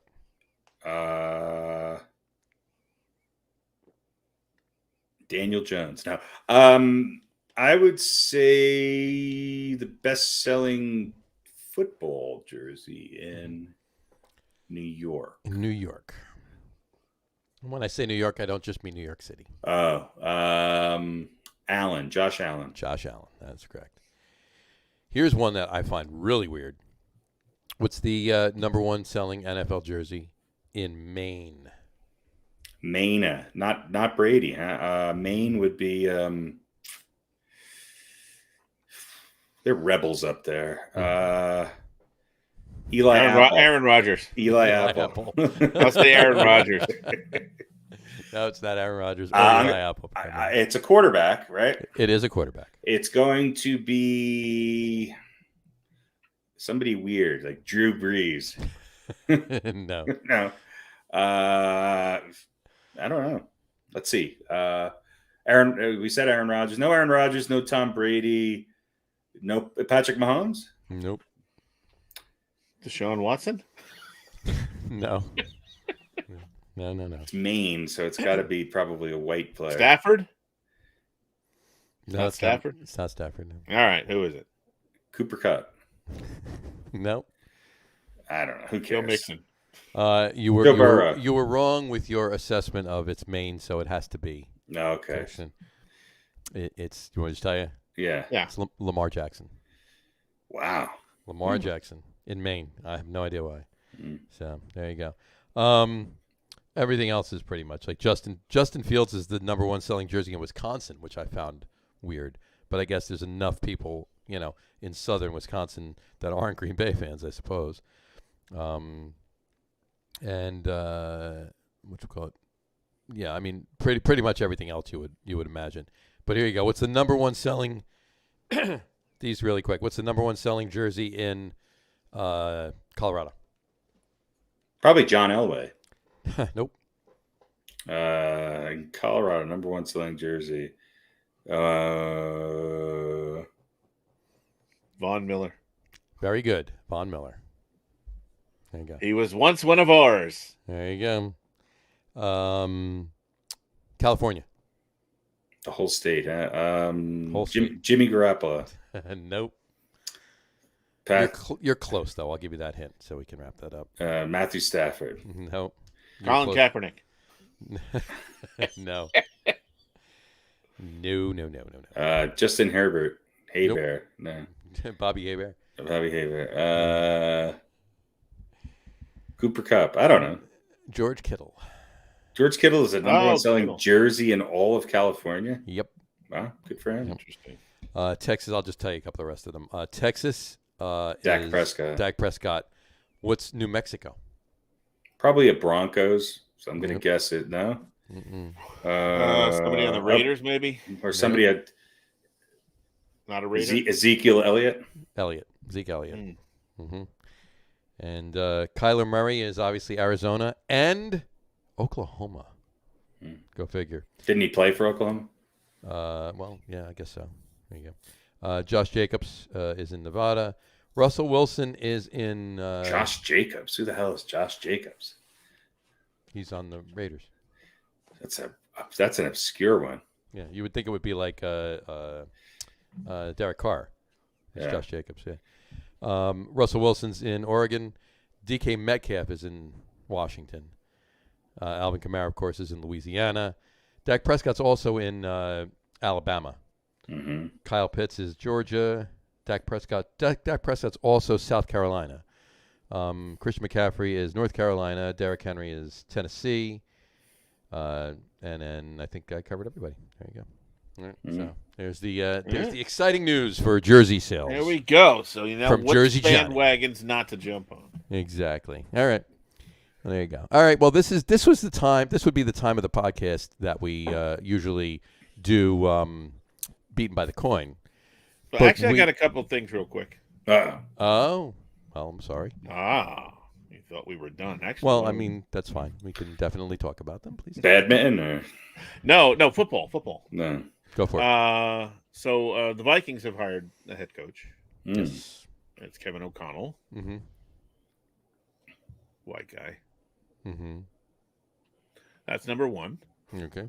Just wanted to bring that up. Okay. That was it? I thought you were going somewhere with that. No, that's it. I just wanted to mention they hired a white guy. That's all. All right. I would like to know. Do you think Aaron Donald is coming back? Yes. Yeah, he will, right? Yes. How old is he? He's not that old. 32. Not even, no, more less than that. 30. Less than that. Isn't he in his ninth year, like 8th or 9th year? Yeah, something like that. Let's see. Yeah, I think he'll be back. I think he's got No. 2 or 3 more years left in him. Easy. Yeah, I mean Whitworth played till he's 40. 40. Yeah. That Anyway, was I great. think he will. There's too. nothing better than seeing some press on an offensive lineman and an old one. Is that at that? Good for him. That's hard to do. He had a pretty good game too. Should have been on the Giants. Yeah. He's 30. Yeah.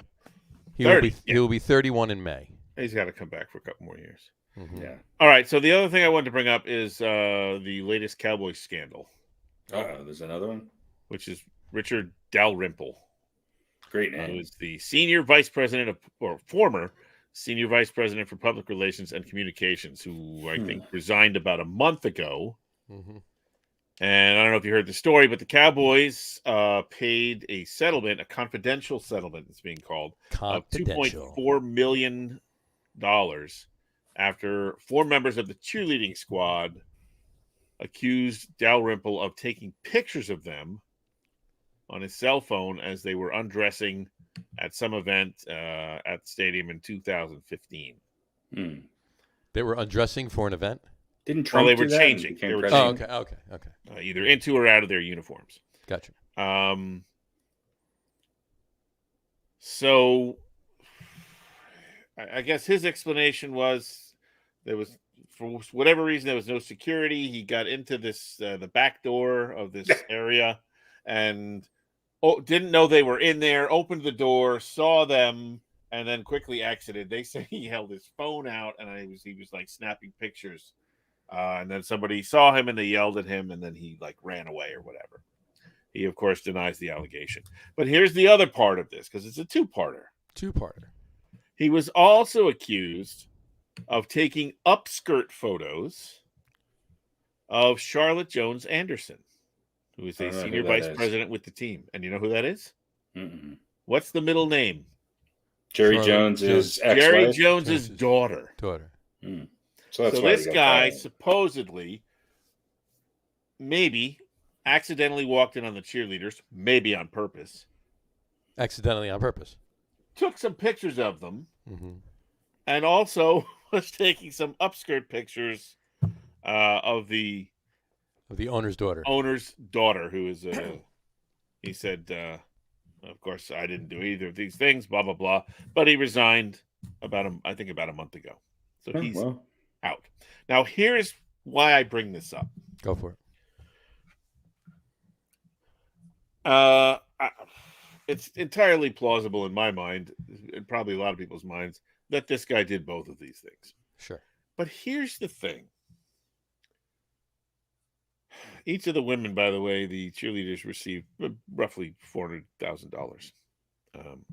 One of them said, clearly saw him standing behind a partial wall in this locker room with his iPhone extended towards them while they were changing their clothes. So anyway, here's the thing that I find strange about this. He's resigning and walking away. Mm-hmm. The Cowboys are settling. Is this because Jerry Jones just doesn't want the bad publicity? Is it a situation where it's part of the old boys network? And what he did, he saw the cheerleaders and he took some pictures and blah, blah, blah. But it's Jerry Jones's daughter. Right. Like, how does he not get shit canned immediately? If I were the team owner and I found out this guy is taking upskirt pictures of my daughter, he's gone. He doesn't even get to clean out his office. Security throws all his stuff in a box and tosses it out the fucking 8th-story window, as far as I'm concerned, hopefully on top of his car. And how is he allowed to resign and walk away from this? Did the allegations of the second ones, the upskirt pictures of Jerry Jones' daughter, did they come out after he resigned, maybe? Or were both of them like beforehand and he was asked to resign, so to speak? I think they were both beforehand. They both supposedly happened in 2015. And they just came to light now? Apparently so. Apparently. Got you. So I guess, trying to keep this quiet, but I don't look, do any of us think that Jerry Jones is alive? I don't know, a really good kind of progressive guy who has respect for women and thinks they're valuable in the workplace and blah, blah, blah. Don't know enough about him in that regard. I can't answer that question. Well, I'm not asking what you know, I'm asking what you think. Well, that you're right. That's not fair. But it's possible that he just wants to pay them off and shut them up, right? I would say that it probably leans more towards the bad publicity, get it over with, get it done. He'll take care of whatever retribution in the matter of a tongue lashing, so to speak, or maybe he did it already. I don't know. With the guy- stuff I for mean, his the guy's daughter, gone. but with the, I'm just saying, But how do you not? In other words, how do you not? well, we don't know that his stuff wasn't tossed out the 8-story window. Nobody reported that. He was just, he just resigned. That could have happened. But or how do you something let similar. him walk away? I mean, this is his daughter we're talking about. How do you let him just walk away from that? How do you let him, couldn't. quote unquote, resign? Yeah, quietly, if not, I mean, not really with dignity in essence, right? He gets to walk away from it. No, How do you not at least bust the guy in public about it? I understand you don't want the bad publicity, but isn't it worse publicity to go, old boys network? You just kind of let him slip away. No, that Right? You get hell to no. resign. That way I don't have to fire you. Wouldn't you want to fire his ass? Oh yeah. Well, in today's world, there's lots of reasons to actually not fire somebody. So he probably fired him. He told him to resign. Why he did that or not? I mean, you never hear anybody being fired anymore. It's always resignation. Whether it's at any high position, that's always the case. Who knows what Jerry Jones's reaction was? Who knows what, who knows? So it's disgusting no matter what. I mean, obviously this guy is just, the fact that he's gone, I think, says more than how he was removed in a positive way to me. Yeah. Well, yeah. I mean, if this is coming out, obviously he has to. And he, I think it was about a month ago, he's resigned. So they're obviously looking to, we're looking to get ahead of this. And while he's gone, he's been out of here for a month. Well, and they're also probably crossing their T's and dotting their I's Sure. so that they don't have, lingering legal effects. I mean, these things become, the Cowboys are a huge organization that has incredible exposure. And I'm sure they're doing everything they can to make sure that this is the end of it. Now, here's the other aspect of this that I want to ask you guys about. Because one of the announcements, well, like I heard two things from some of the professional pundits on the airwaves today. And one was, this is everything that's wrong with the NFL. Right? This is everything that's wrong with society. Yeah, the old boys network and blah, blah, Right. blah. And they wanted to talk about it for the next 3 days. And there was another host who had a different tack, and his take was, I feel like this is a story that we're going to talk about for a day or two, and then it's going to go away, and then it's back to football as usual. And I kind of felt sort of torn between those two things, because maybe it shouldn't just be a mention. Maybe there should be something, I don't know, something more brought to it, some sort of greater desire at exposing this culture wherever it exists, which who knows where that is. But then again, the guy was a perv. Right. He did some shit. He got shit canned / resigned. Let's move on. Right. I don't know. I kind of agree with both positions. I'm not sure what I really want to see come out of this. I think, if I could put myself into that position with, I have daughters, but if I could put myself into that position, I think the initial emotion would be, anger, fire, whatever, I don't want to say get violent or anything like that, but it would be very anger filled, emotions. But sitting back, okay, look, nothing's going to change. We got to get rid of this. We just got to get this, piece of shit out of the organization. So, and I want to do it quickly and everything else. You fire somebody, maybe there's a lawsuit. He's saying that, that he's preaching innocence. He didn't do it. Blah blah blah blah blah. So you fire him. Maybe he comes after you, and there's a lawsuit, and then there's this long process and everything else. You go to him and you say, resign. Fill it out, resign. Boom, boom, boom, boom, boom. And he resigns. Get the hell out of here now. Take your shit. Get out. Goodbye. I won't see your ass in this building again. Get out of here. But he resigned, right? That's little cooler heads kind of thing. But you're absolutely. But that's for that. I know what you're saying though. That's for that specific scenario, but the greater good for that, would be to expose it so that it does maybe do something about this. Well, right.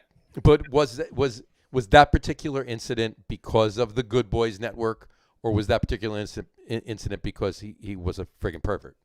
I think you have to paint it on the individual. And I do think that while it's still not perfect, things are moving in the right direction.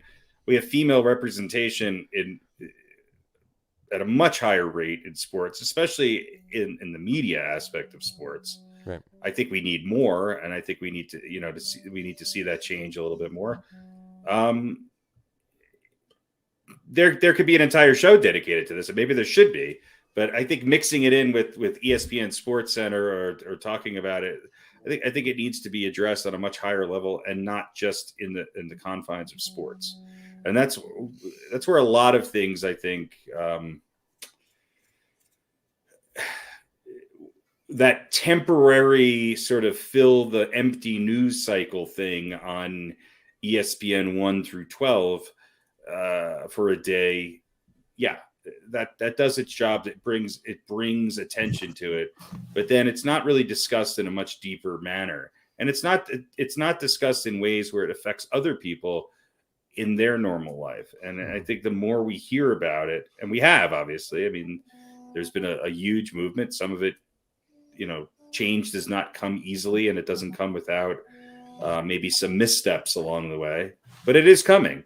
And it goes back to our conversation we had earlier, this month with ownership. We need to get old white men out of some of these positions and allow people to come into these positions who do not hold these antiquated views and who do not treat women like second-class objects. And that's happening, and it will happen, and it will continue to happen. Right.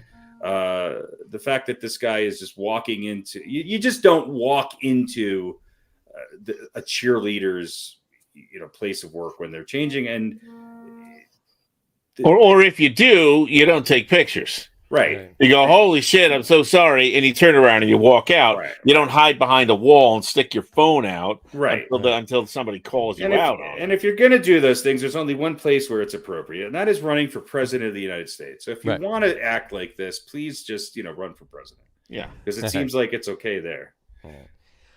All right. Well, but those girls were beauty contestants. Yeah, a lot of them were teenagers, right? So yeah. So it was okay for that guy. I don't know. I agree with you. I would add one thing that you're right. It's being the fact that it's on ESPN and the sports networks. It is being brought to people's attention, but maybe not the ideal audience. Well, maybe it is the ideal audience because although it's changing again, SportsCenter is still. I'm guessing. I don't have the numbers in front of me, but I'm guessing it's still predominantly white men who are watching it and who are of the luxury of watching it. And maybe that's a good thing, especially when they hear other men and women talking about it in a matter-of-fact way. My point being is either give more depth to it and put it in context and allow women to be on there actually talking about what this is and what they've dealt with. Don't use it as a sort of a news item ticker filler that doesn't really get the attention it deserves. Yeah. I would just argue that, I agree with what you just said. I would just think that there's probably a fairly decent percentage of the SportsCenter audience who, I'm going to stereotype here, just beer-swilling football lovers who don't give a shit about, whatever. He took some pictures of the cheerleaders. Nobody got hurt. What's the big deal? I think that demographic is probably more aware of those scenarios. I think it's the demographic is the well-heeled white executive who's putting on SportsCenter in the morning before he's going into a similar scenario of privilege that exists in the corporate world. And I think those are the people that need to hear this, the guy that if they're younger, if they're younger, they probably have. Right. They're still up and coming. They understand. Now, whether that's something they take to heart or whether it's something that they just play the game. I think it's something they don't think about doing. And also, I don't think this is a condemnation on our society as a whole. I think this is one guy who obviously felt for whatever reason, has an issue and needs to address it. And he paid consequences of losing his job for it.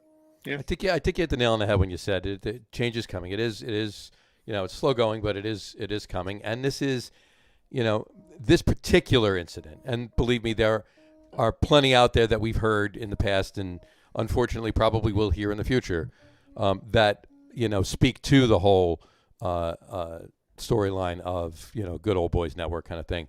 But I think this is more of an isolated incident from a pervert that needed to get the hell out of where he was. Yeah, I mean, this is in the context of football. There's plenty to criticize about the NFL. There's plenty to criticize about just from a 30,000 square foot view of what it is. Right. There's plenty to criticize about the fact that in today's day and age, we still have cheerleaders. So, or, not just female, entertainers or whatever you want to call them. Right. I'm not making a judgment either way, and I'm just saying there's an entire discussion to be had here. And if you pull out a little bit farther, not to take the emphasis off of a man's bad actions, but there's a lot to criticize. We are talking about football here. Right. Yeah. All right. Anything else? I think that was it. All right. I think that was it. I don't know. I just. What song is that? Oh, that's the Star Wars Revenge of the Sith secondary theme. Gotcha. Secondary theme. Is there a tertiary theme? Maybe. Yeah. All right. Anyway. All right. Well, again, this is the part of the show where we would normally do Beaten by the Coin, but we've wrapped up Beaten by the Coin once again for another football season, and we should put up last week's numbers because we have the prop bets, and it was sent here. Let me put this up right there. It's I didn't adjust it, so it's a little smaller, but we can still read it. So I don't know why that's. Oh, you know what? I that's the old one. That's the old one. I made a bigger one. You made a bigger one, did you? If I send it to you now, how long does it take to put up? 2 seconds. All right, hang on. Let me. All right. Yeah, because I went to put that up on the website, and then I realized that it was really hard to see. Didn't the Rams score first? Yes, they did. They did. Mm-hmm. Didn't I get that right? Yes, you did. Yes. So red is wrong and yellow. I don't. Yeah, red Well, is wrong. let's and get yellow. it. Did you send it? Hold on. Okay. Mm-hmm. Yes, I want to send it without a subject. All right, there you go. It's fine. Let's move on. No. Here we go. Get this right here. It's loading. So the prop bets were actually interesting. There were 8 of them. There were, and I got a question on one of them for you. Actually, while this loads, let me ask you this: the first prop bet, was the coin. Yes. Now, did you say what the coin, what the person was going to pick? Was that it, or was it what the coin was actually going to come? Was the coin toss going to land heads or tails? Okay, and Was the first one. It landed on what? Tails. It landed on tails. Okay. Hold on. This is what the hell's going on here. Yeah, that was the first one. By the way, let's just put this up. If it comes up, I'll switch it. It's fine. It looks really small on my screen, but because it's a small. Right. So John wins, of course. Congratulations, 2nd year in a row. The prop bets total points, I came the closest. Off by just 1, in fact. Off by just 1. Yeah. Coin toss was tails, so the coin and I won that one. Oh, I did that backward. Oh, no. Coin toss who wins was Cincinnati, so John got that one right. The rest of us were wrong. Who scores first was L.A. We all got that. Who scores last was John and the coin. Here we go. That's better. There we go. First play, pass, or run. The coin took run. We all took pass. Mm-hmm. Scoring drive less than the national anthem. I took no. Everyone else took yes and won. Mm-hmm. And will Snoop smoke on stage? I had to go with no. Will Snoop smoke on stage? Yeah. Because there's video of him on the stairs before he actually head up. He didn't smoke on stage. Give it up. No, he didn't. He really did. The essence of the prop bet was, will he be out there performing and spark it up? Right. And he did not. He did not. So he did prior. He did not on the stage. He did not. Yeah. So John went 1, 2, 3, 4, 5. 4 and 3. Did I count right? Oh no, 4 and 4. Sorry, 4 and 4. 4 and 4. Yeah.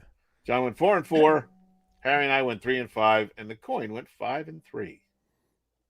So the coin got the last laugh. The coin wins the prop bets. The coin wins the prop bets. Makes sense.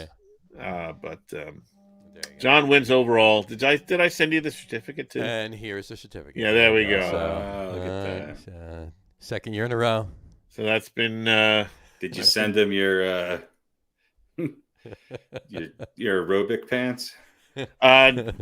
No, but I did Yoga send pants. him a free 7-day pass to my OnlyFans page. Oh, beautiful! That's my subscription $16 runs out tomorrow, value. so it couldn't have come at a better time. it's like a $16 value. That's actually last. By the way, Pete, today your lighting is so bad that you look like one of those people when they're interviewing them and they want to hide their face. Yeah, you know what it is. I think it's Well, great. maybe It's fine. I'm just letting you know. maybe that's what I was Your going face- for. Your face is completely in the dark. All right, I'm here. Okay, what are your Maybe I'm plans? done being associated That's with right. this podcast. That's right. Exactly. I want plausible radio. deniability that it was me. Exactly. Radio incognito. Yeah, I it's love funny when the StreamYard screen comes up, right? And they're like, "Oh, you want to join in?" And there's a little tip that says, It says good lighting makes "Good you look lighting can better." make you look decent" or something like Yeah. that. That's You gotta good. get, I don't know, some sort of You need a ring light. I need an There you underlight. Actually, there's a shelf right here. I could put a little something on there. Put a little I don't light, know. little light on the subject. So, Yeah. anyway, all right. So that there you go. So congratulations to John. Yeah, there you go. Thank you very much. I appreciate All right. it. Is that All it? right. Then we got our top 10 list, Oh, top but it's going to be a quick one. Top 10, tonight's top 10 list. We'll wrap up football for the year. Well, for the season. I shouldn't say for the year because we'll obviously revisit it not revisit it. We'll come back to it in August or September, but maybe. we'll see. But it depends on how baseball's going. But our last top 10 list for the 2021 season for football is top 10 worst Super Bowls of all time. Last year we did top 10 best Super Bowls of all time. It's top 10 worst Super Bowls of all time. Fantastic. So, and in true Get On With It sports podcast fashion, we have 15. So we have a 3-way tie for 10th, a 2-way tie for 9th, a 3-way tie for 8th, and then everything else is just 1.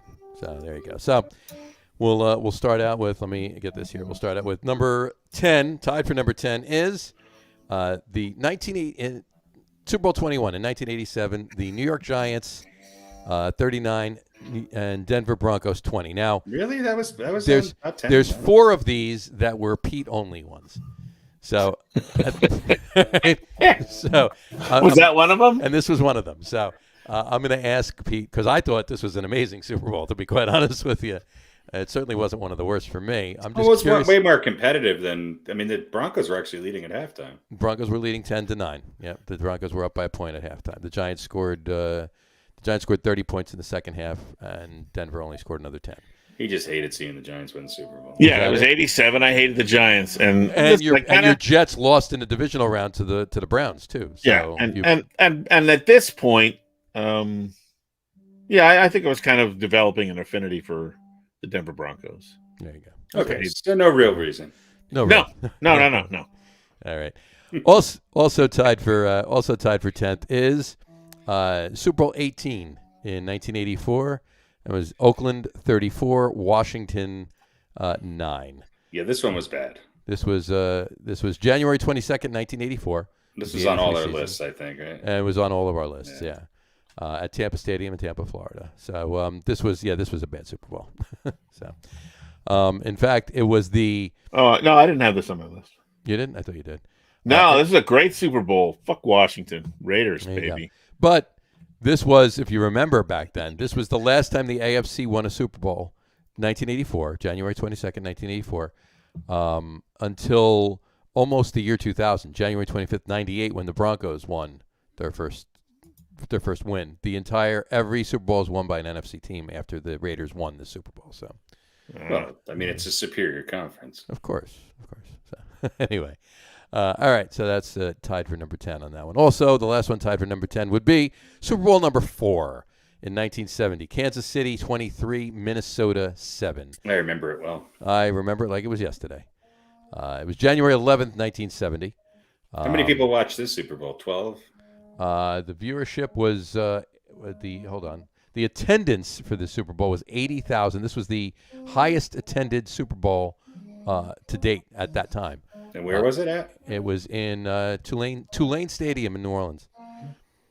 80,000. A lot of people. It's funny because that stadium only holds 35,000. The stadium only has 25,000. They're all standing on the field on top of each other. That's nice. Built pyramids, the whole 9 yards. Cool. Some sat on the roof. Anyway.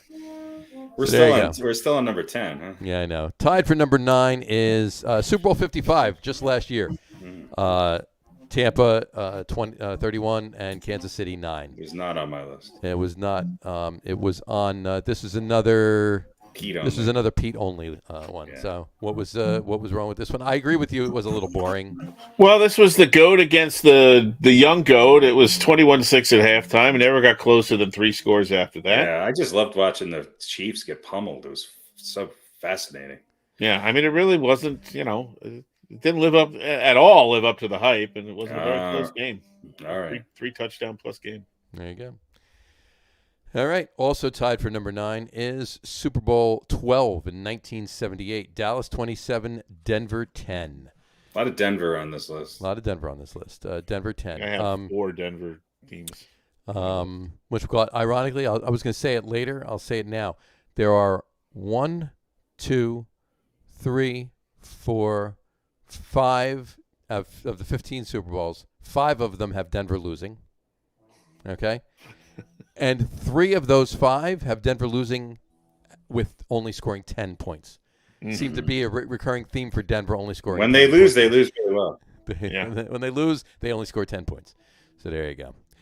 All right, moving on to Super Bowl 8. We had a 3-way tie for 8. The first one is Super Bowl 10, 1976. Pittsburgh 21, Dallas 17. Again, how is this a bad game? This is not a bad game. This is another Pete only, and it's because Dallas lost. Yeah. Yeah, I mean, this was a great one of the. This is one of the most iconic Super Bowls of all time. Did you look at my list? No, I try not to. Well, you sent it at like 5:28. Listen, this is this one probably of all of my lists. Well, I did put thought into it, but my criteria are not in line at all with anyone else's criteria when making up a list. It was the worst Super Bowl for you, and you obviously at the time wanted Dallas to win the game, not Pittsburgh. Pete's so. top 10 most emotional Super Bowls. Yeah, well, actually, 1979 was worse than this one. That was number 2 on my list. We're getting there. And again, another fantastic Super Bowl. No, they weren't. All right, let's go. Also tied for number 8 is Super Bowl 48. It was the 10 most This emotionally crushing Super Bowls. This was an actual garbage ball. This was a garbage ball. Yeah, I mean, was from like 2 seconds into the game where it was a safety. Yeah, yeah, that was bad. For Super Bowl 48 in 2014, Seattle 43, Denver 8. This was painful for Broncos. Horrible Super Bowl. Totally agree. The most painful Broncos. The halftime show was good, but not so good. It was the halftime show. No, this was Bruno Mars and Tony Red Hot Orlando Chili Peppers. and And Tony Orlando and Dawn, right? Yeah. All right, and also tied for number 8 is Super Bowl 53 in 2019. See, England 13, I thought LA this was a really 3. good Super Bowl. I know it was low scoring, but man, this was a Close. Yeah, It was. Did anyone else have this besides me? Or is this a me only? Yeah, this was a you only. Listen, 16 points. I think it was scoreless at halftime. I love it. Yeah, One touchdown. That's freaking snooze fest. Good defense. It was tight game. There's a line between good defensive battle and boring game. This leaned towards it was boring game for me. I didn't have it on my list, but this one I do kind of agree with. It was boring. You're obviously not from Worcester. No, and I was actually watching the Super Bowl in a bar on Boylston Street in Boston. So I'm sorry. there you go. There you go. All right. Now, no more ties. Number 7. Number 7 is Super Bowl 13, 1979. Pittsburgh 35, Dallas 31. One of the most iconic Super Bowls of all time. This is like top Makes 3 our worst Super Bowl. Top 3 best Super Bowls of all time. But Dallas lost by 4 points, so it is on Pete's list. And again, this is worse than 76 because it's the same 2 teams, the same outcome, the same 4 points. Just again, 3 years later. There you go. Yeah, right. Horrible Super Bowl. It was a great Super Bowl, and terrible. I bet you can probably ask a couple of Dallas players that played in the Super Bowl, and they'll say that it was a pretty damn good Super Bowl. Well, they can make their own damn lists. There you go. All right. Number 6 on number our 6. list that makes no sense. Number 6. I put like 4 hours into this. I didn't put 4 hours into it. I put over an hour into it. I mean, I had to narrow it down. I'm like, oh, yeah. I put over an hour. I put over an hour into my list, but I reordered my list twice. Yeah. So I probably because you didn't have enough Dallas on it. I probably spent a good 40 minutes on this. What? All right, so that was the first. That was the beginning of his list. Okay, let me list all of the bad. Super Bowls Dallas lost, This and one, then go from there. this one was exciting for Dallas, but just It one was of boring, the yeah. biggest beatings in Super Bowl history. It was, yeah. Super Bowl 27, 1993. Dallas 52, Buffalo 17. This One was of the greatest Super Bowls in history. Okay, that's why it wasn't on your This list. was not on your list. No, it was not. No, it was Okay. not. There you This go. was a I thought we were beautiful- just reading Pete's list. a beautiful bludgeoning. No, because I had how many that weren't on anyone else's list? Okay. You had 6 that weren't on anybody else. You only had 4 that were the same as ours. All right. Number 5 is Super Bowl 5 in 1971. This is the Blunder Bowl. This is the one we all agree on. We all agreed on this one. Super Bowl 5, 1971. Baltimore 16, Dallas 13. This was the Super Bowl where I don't want to win, you win. I don't want to take it, you take it. I don't want it, you take It had it. so many turnovers. This And is it this got 11 was turnovers or this was something. Yeah. horrible, horrible, And it horrible. was a Dallas loss on top. It was a Dallas loss. Craig Morton and Earl Morrall were the quarterbacks in this Super Bowl. Didn't Unitas come back in for this? Unitas came. No, Unitas. Maybe he came back in or he went out. No, no, he went out, and Earl Morrall came in and won it. That's what. Unitas went down in the second quarter. He got pulled in the second quarter, and Earl Morrall came in and won the game. But Craig Morton was for Dallas, and yeah, it was not a well played football game, and the only Super Bowl to date where a member of the losing team was named the MVP. That's right, and a defensive player. Right? Defensive player, Chuck Howley. Yep. Yeah. There you go. I think a former Old Balls recipient. And he was an Old Balls recipient, Chuck Howley. Yes, he was. So, all right. Moving on to number 4 is Super Bowl 22 in 1988. Washington 42, Denver, once again, 10 points. Well, they had 8 in the last one, so This is true. They're getting a little better. They're getting a little better, right? And there was 52 to 8, right? 42 to 88. Yeah. Okay. Was it 40? Hold on. No, it's 40. No, on this one it was 42 to 10. What was the one that was 8? 52 to 8. It was 50. It was the one they had 8 was 30, 34, 43 to 8. 43 to 8. 43 to Okay. 8. Yeah. So about the same. They're consistent. About the same, yeah. And then so this was Doug Williams. This was hard to put on the list because I think it was significant for a Williams. lot of people, and Doug Williams' performance was great, but it was over very early, and it was kind of a boring game. It was. You didn't need to watch the second half of this game. And it was Washington, who, despite being a rival of the Giants, have no love for Washington. Mm-hmm. And Denver just gotten pounded the year before by the Giants. And who Although it was closer than the score. and who was the Washington quarterback that Doug Williams replaced? Joe Theismann. Theismann? No. No? It was the quarterback in between. Oh, was it Rippon? No, Ripken was after. No, that was after. Jay Schrader. Jay Schrader, yeah. He was horrible. Yeah. Yeah, that's another reason I hate Washington is Theismann. Fuck that guy. And fuck Notre Dame. Yeah.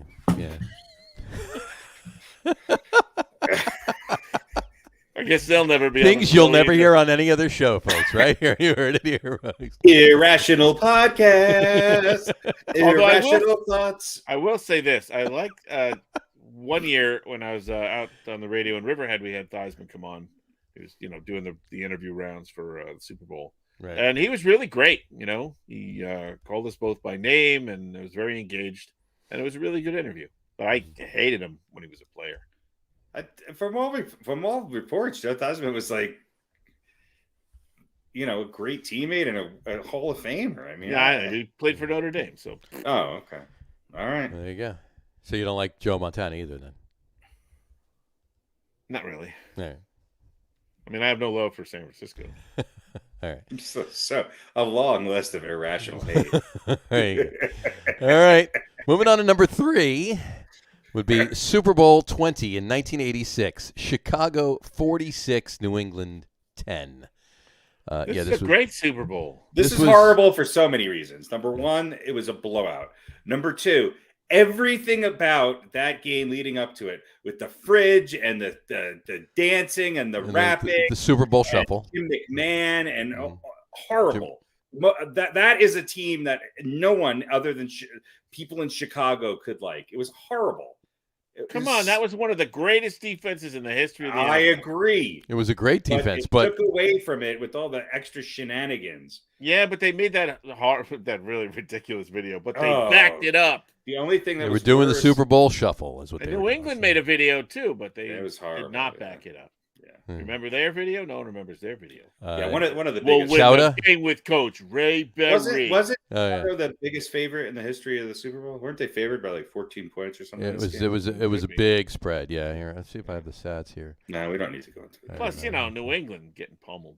Again, New England's on this list a couple times, getting pummeled in the early days. Yeah, they were still there. They are still there. All right, number 3 again. Number 2. The spread was. I'm just looking for it. The spread was 35 and a half. It's like 13 and a half or 14. Yeah, it was 14. 14, yeah, 14. There you go. See? All right. Gotta double check me. How much did you lose? Gotta double check me. How much did he lose? How much did you lose? I didn't lose anything. I would have taken the. Oh man, look at this! The Nets are coming back. Of course they're playing the Knicks. All right, number 2. All right, number 2 is going to be Super Bowl 24, 1990. San Francisco 55, Denver once again 10 points. Wow. Poor John Owen. Yeah, this was a boring game. Same thing. This was maybe the height of the 49ers machine. It was. This was definitely Steve Young. No. This was Joe Montana. Wasn't the one that Seifert won? This is the one that this is still Bill Walsh. Still Bill Walsh. Okay. Seifert won in 95. No, was it that late? Yeah. Okay.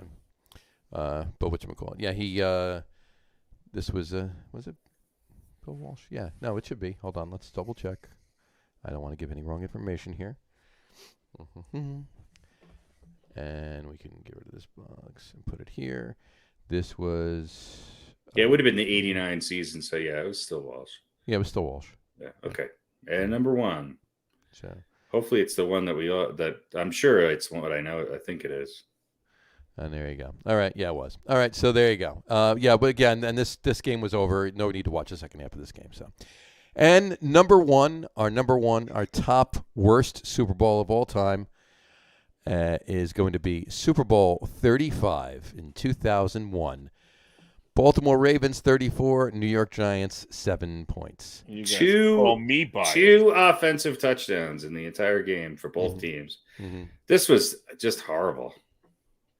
Horrible. Brilliant defensive, disgusting game effort, and massively wonderful game. This is what they play this game at Guantanamo Bay when they want to get information out of people.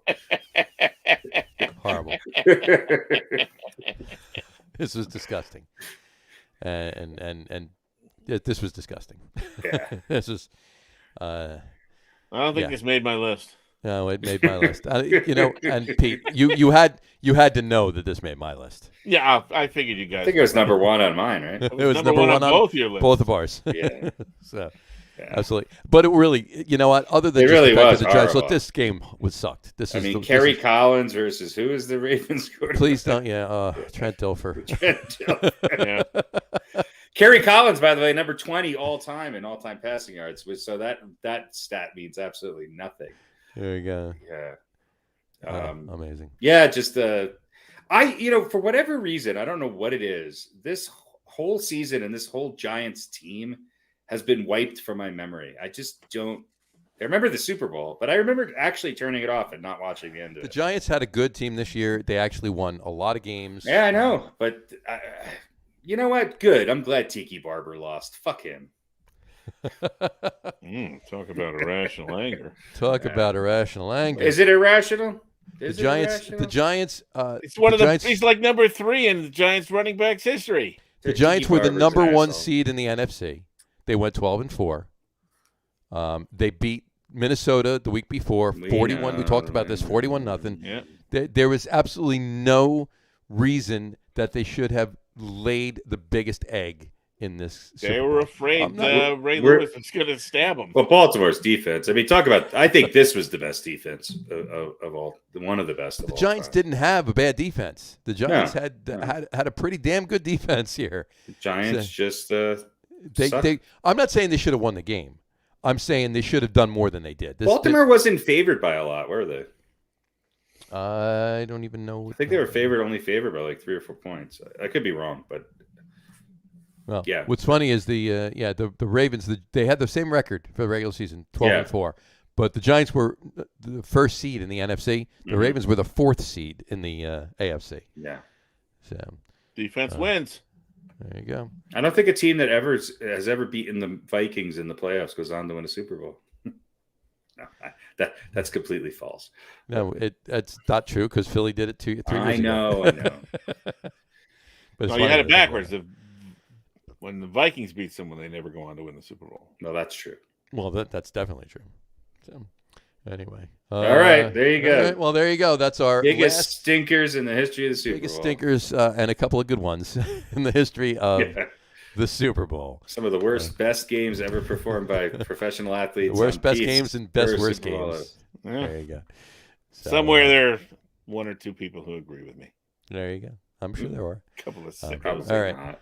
And So we all agreed with Super Bowl 5. That was Yeah. well, yeah. Oh, that was just horrible. But all right.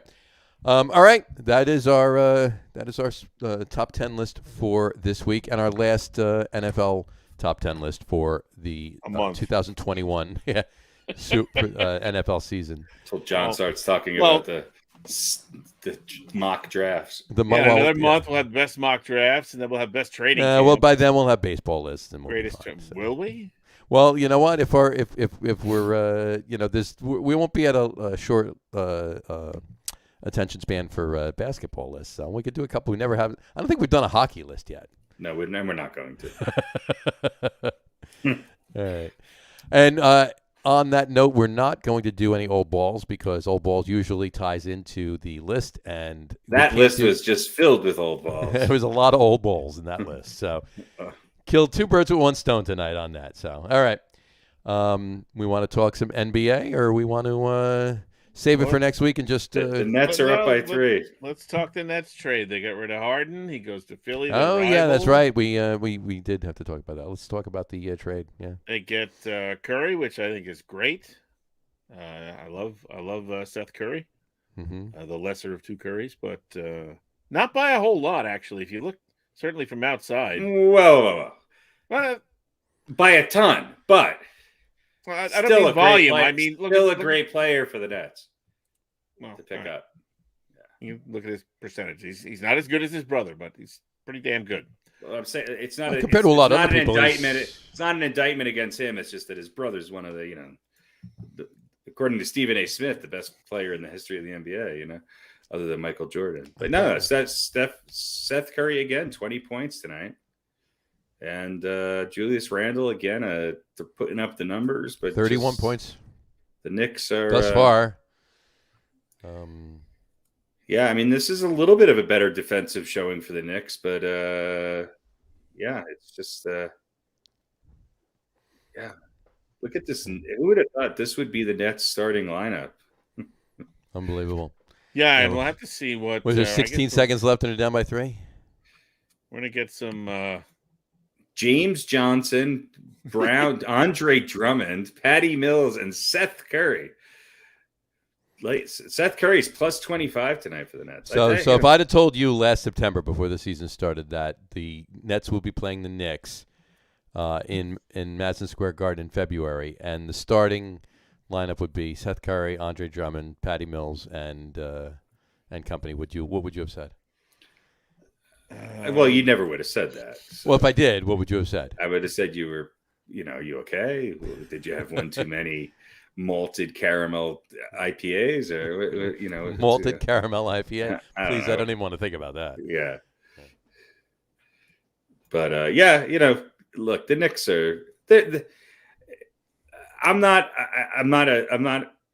I'm sort of a fan of Tom Thibodeau. I want Tom Thibodeau to be successful, but Right. the Knicks are following the same sort of pattern that most Tom Thibodeau teams do. He seems to get their attention for a year or so, and then they just start to dwindle. Yep. Nets up by 6 now. It's over. Yeah. So good win for the Nets. It'll be interesting to see the Nets once they're, I think, at full strength. So I don't know. At some point down the road, when the psychiatrists come and there's an away game. That shot was from way downtown too, by the way. That to go up. We shall see. We shall see. Who knows? It was like 5 feet from half court. Yeah. Yeah, you kind of have to. I don't know. I mean, look, the Nets. Like, what are they? They kind of have to start up. Their management hasn't. They've either got to bring in a coach who's in line with them, or they've done a terrible job of giving Thibodeau the players that he needs. And his playbook is written already. They should know better than to do what they're doing. Look, the NBA is a weird place to coach these days too. Mm-hmm. The Celtics. The Celtics beat the Suns, then they lose to the Clippers, and then they beat the 76ers by 48 points, and then they lose tonight to Detroit. It's just it's so hard to pick. Oklahoma City beats the Knicks, they're losing to San Antonio. Minnesota's up on tour. Memphis is losing to Portland. Portland's on a heater now. Throw a bunch of young guys in there, get rid of the old weight, and all of a sudden Portland's on a heater. Mm-hmm. So it's odd. It's been an odd NBA season, but we shall see. Yeah, we will. What do you guys think overall? Pete, as a Nets fan, do you think this is a win for the Nets, losing Harden but gaining a couple pretty good role players? Yeah, I think so. I think that's kind of what you need. Do you want Ben Simmons to play? Is he going to play? I think he's going to play. I want him to play. I think he's actually probably a pretty good fit for the Nets, and that they have scoring, right? Is there any time frame on? I haven't really taken. I haven't really kept up with when they're thinking. It's all kind of I don't know. Kind of hush hush right now, I guess, or speculative. Is he even in Brooklyn, or is he? I think so. Or are they hiding him somewhere in Flatbush? They might He's have an undisclosed location. They might have him hidden in an apartment somewhere talking with a psychiatrist or whatever. He's going to start in Astoria and work his way up to Brooklyn. He's got to walk. That's right. If you can find the Barclays Center, you can play. Yeah. I'm sure he can do that. Well, no, just walking. I'm saying from. It's a long walk. It's a long walk. Some good food along the way, though. Definitely, absolutely. So, I'll be over that way next Friday. This is a win for the Nets. Look, they've won 2 in a row now. So, with none of those players other than Seth Curry, which I think people are. I think the Nets, the best the Nets got out of this is Seth Curry. I think that's agree. Really, I agree. He does a lot of things well. He's a good defensive I think player. I think the Sixers are going to miss him. I granted they didn't have to get rid of Maxey or a couple other players, but I think they're going to miss Seth Curry, especially come playoff time. Yeah, and I'm not sure Harden automatically makes the Sixers the team to beat in the East. I don't think they do either. Well, listen, he does you know either. what? I don't. A lot of people are way down on Harden with good reason. I'm not down on Harden. I just no. But as far as they seem to forget that we were talking about James Harden as an MVP candidate. You were last year, right? A lot of people were because he came to the Nets, right? And he was out of shape, and he's going to. Well, he's won MVP before, Right, but I'm saying he was phenomenal, and he was leading the league in assists, and he was doing everything right. If that James Harden shows up in Philly, they're a much better team. Right. If the James Harden, who, listen, is getting a little bit older, and now people are saying, oh, he's not in game shape, and, his skills are eventually, that's what they say about him. He doesn't put in the work. He relies on his skill. He doesn't put in the work. He doesn't put in the work to stay in shape and all that. And eventually, when you get older, your skills deteriorate. So, but if the James Harden, who showed up and was phenomenal and exactly what the Nets needed, shows up to Philly over the next, couple of months or whatever, they're going to be a very, very tough team. Yeah. But Agreed. that's a big if. Yeah. I'll tell you one thing NBA wise that I think not a lot of people are talking about. I think you have to seriously put DeMar DeRozan in the MVP conversation this year. Yeah, I agree. And look, DeMar DeRozan has had arguably a Hall of Fame career, but he's having his best year as a professional by far this year. Yeah. 38 points tonight so far. And they're playing without, Zach LaVine, the Bulls, who were, this was their star of the future. And Chicago's 37-21, about to be 38-21, right? Mm-hmm. Maybe. I mean, they're up. They're up 10 points with a minute. Yeah. Under 2 minutes left. I think they're the team to beat in the East. I really do. You know what? I don't disagree. Yeah. I don't disagree with you. I just think that if LaVine can come back, they're going to be a dangerous team to play in the playoffs. Yeah. But we shall see. We shall. Yeah. It's a weird NBA year. It's a weird year. By the way, and we're not even at the All-Star break yet. Not even at the All-Star break, yeah. Just a quick comparison here. Now, obviously, Steph has more points and championships and all that, and he's got an extra, how many seasons? An extra 5 seasons. So, career, though, field goal percentage, Steph Curry, 473. Seth Curry, 476. Okay. Free throw percentage, Steph Curry, 908. Seth Curry, 854. 3-point percentage, Steph Curry, 428. Seth Curry, 437. Wow. So percentage-wise, they're very close. Only one of them has to deal with Draymond Green every day. So that's true. Now, obviously, Steph is much more prolific. Points per game, 24 to 11. No, look, Seth Curry is a great add on any team. Yeah, I'm just saying that as far as those shooting percentages, much like his brother, he's a little bit of a defensive liability, but defense, come on. Who plays defense anymore? Yeah, but he can play defense. He's not a matador. He's a decent defensive player. Plus 25 tonight. That's all you need to know. The Nets are 2-0 with him on the court. Yeah.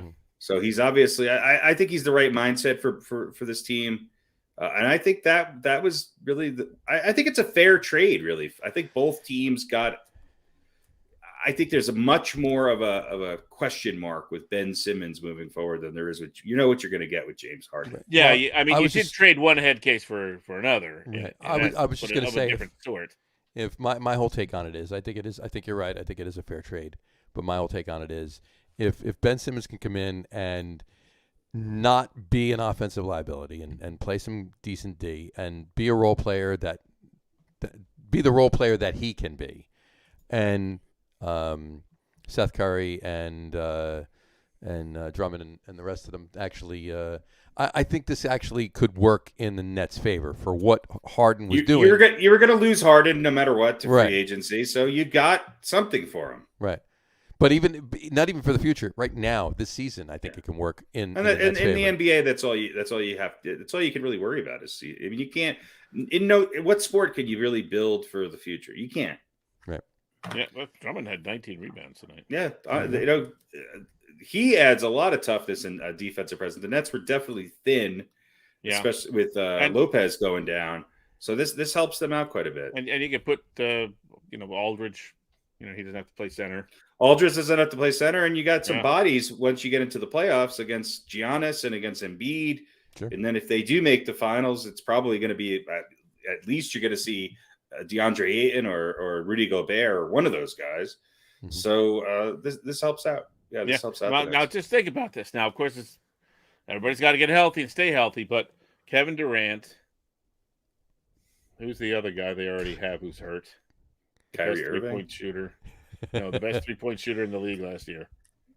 Well, he's gone, isn't he? Joe. Is he gone for the season? He was traded, wasn't he? Who are you talking about? Joe Jackson. Joe Harris? No, who was the Nets? Joe Harris. Joe Jackson. Joe Jackson. he Stepping out. He was stepping out, yeah. All right, so back for the 3. take him out of the. So you got Durant, you got Kyrie on the away games, you got Patty Mills, you got Seth Curry. A lot of outside shooting.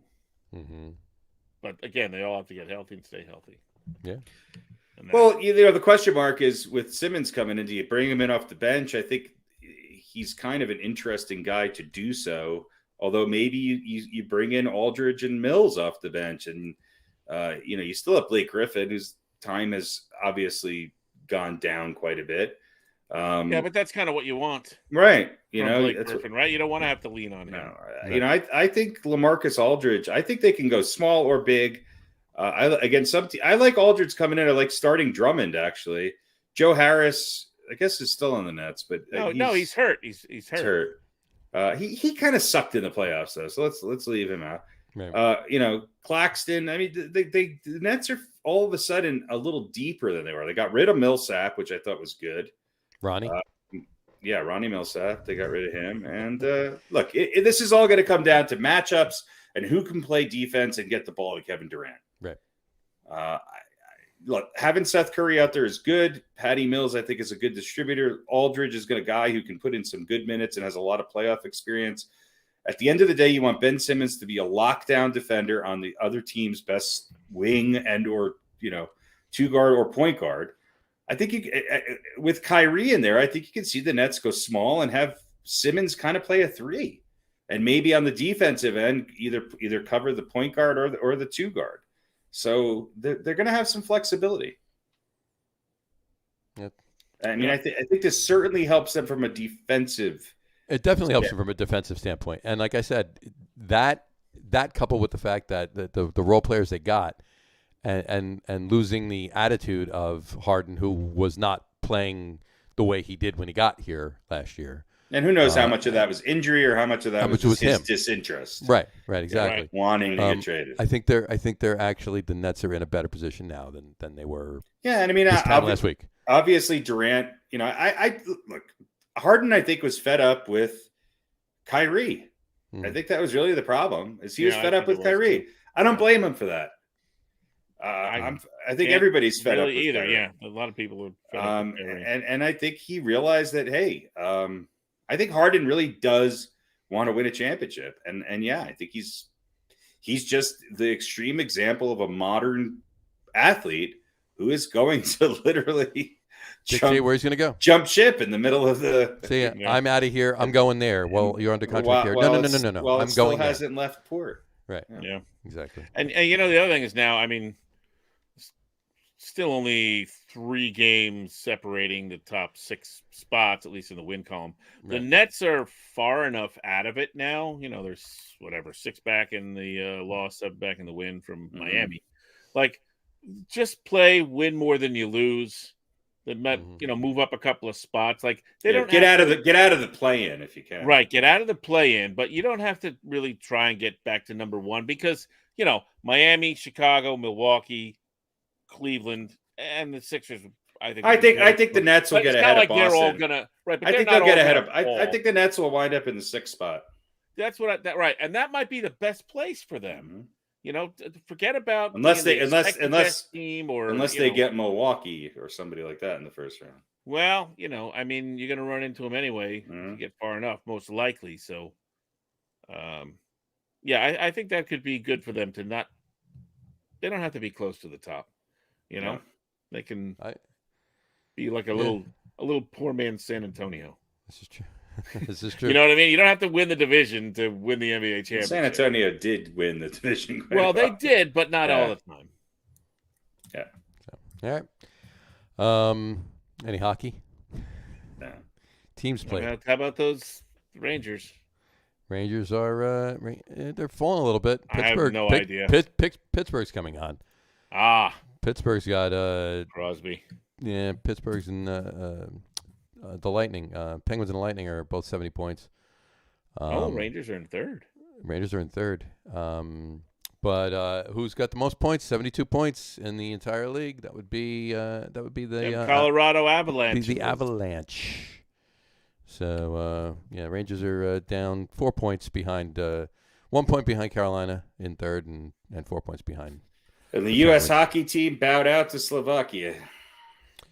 But the women's team is playing in the finals against Canada.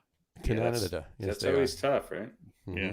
Hey, they beat Finland, right, in the semi. I watched ice dance. I watched ice dancing the other night, and I learned that there's something called the double Twizzler, and then I also learned that that's one of the options that Pete offers on his OnlyFans page. Right. Well, it's either the double Twizzler or monobob. So that's right. You can have either or.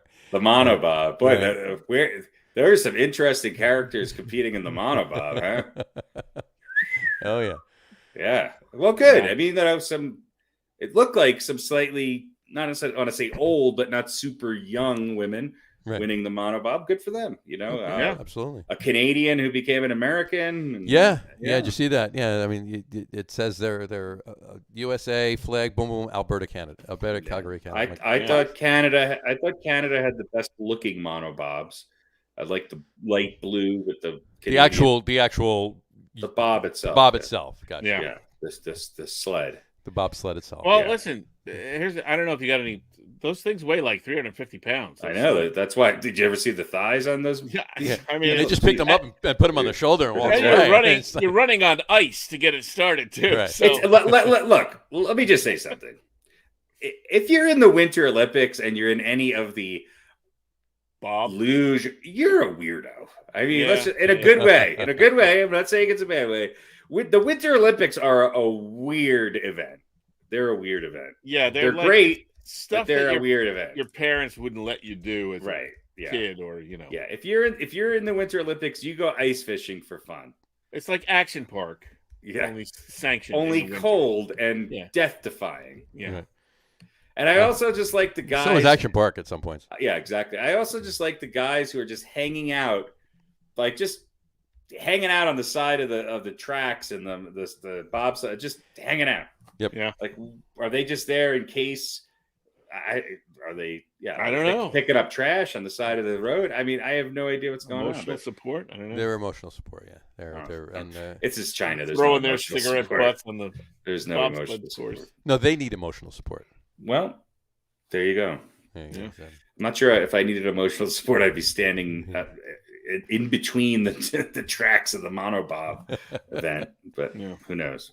Who knows? So, anyway, and that I've literally watched 2 hours of the Olympics, so that's. I've watched a little bit more than that, but not much. Maybe 3.5 total. When does the U.S. play Canada in women's hockey? Tomorrow. I don't know. Soon. I think I saw today that they were in. It could be tonight. Wednesday night. No. There we go. Wednesday night. Already happened. 11 p.m. Eastern. There you go. So it's tomorrow. There. Oh, right now. But, no, here it's today. All right. Well, it's in China, so it's Thursday there. Don't be that. Call someone in China and find out. I knew I saw Thursday when I saw it. Get a bet down. There you go. Call that. You got 35 minutes. You can do that. There we go. Yeah, I might watch that a little bit, actually. Sure, why not? What the hell? There's no monobob on. I'm watching some hockey. There's no mono. The only problem is watching that monobob. There's no slider. What's the ice Swiffer? What is that? The ice Swiffer. What is that called?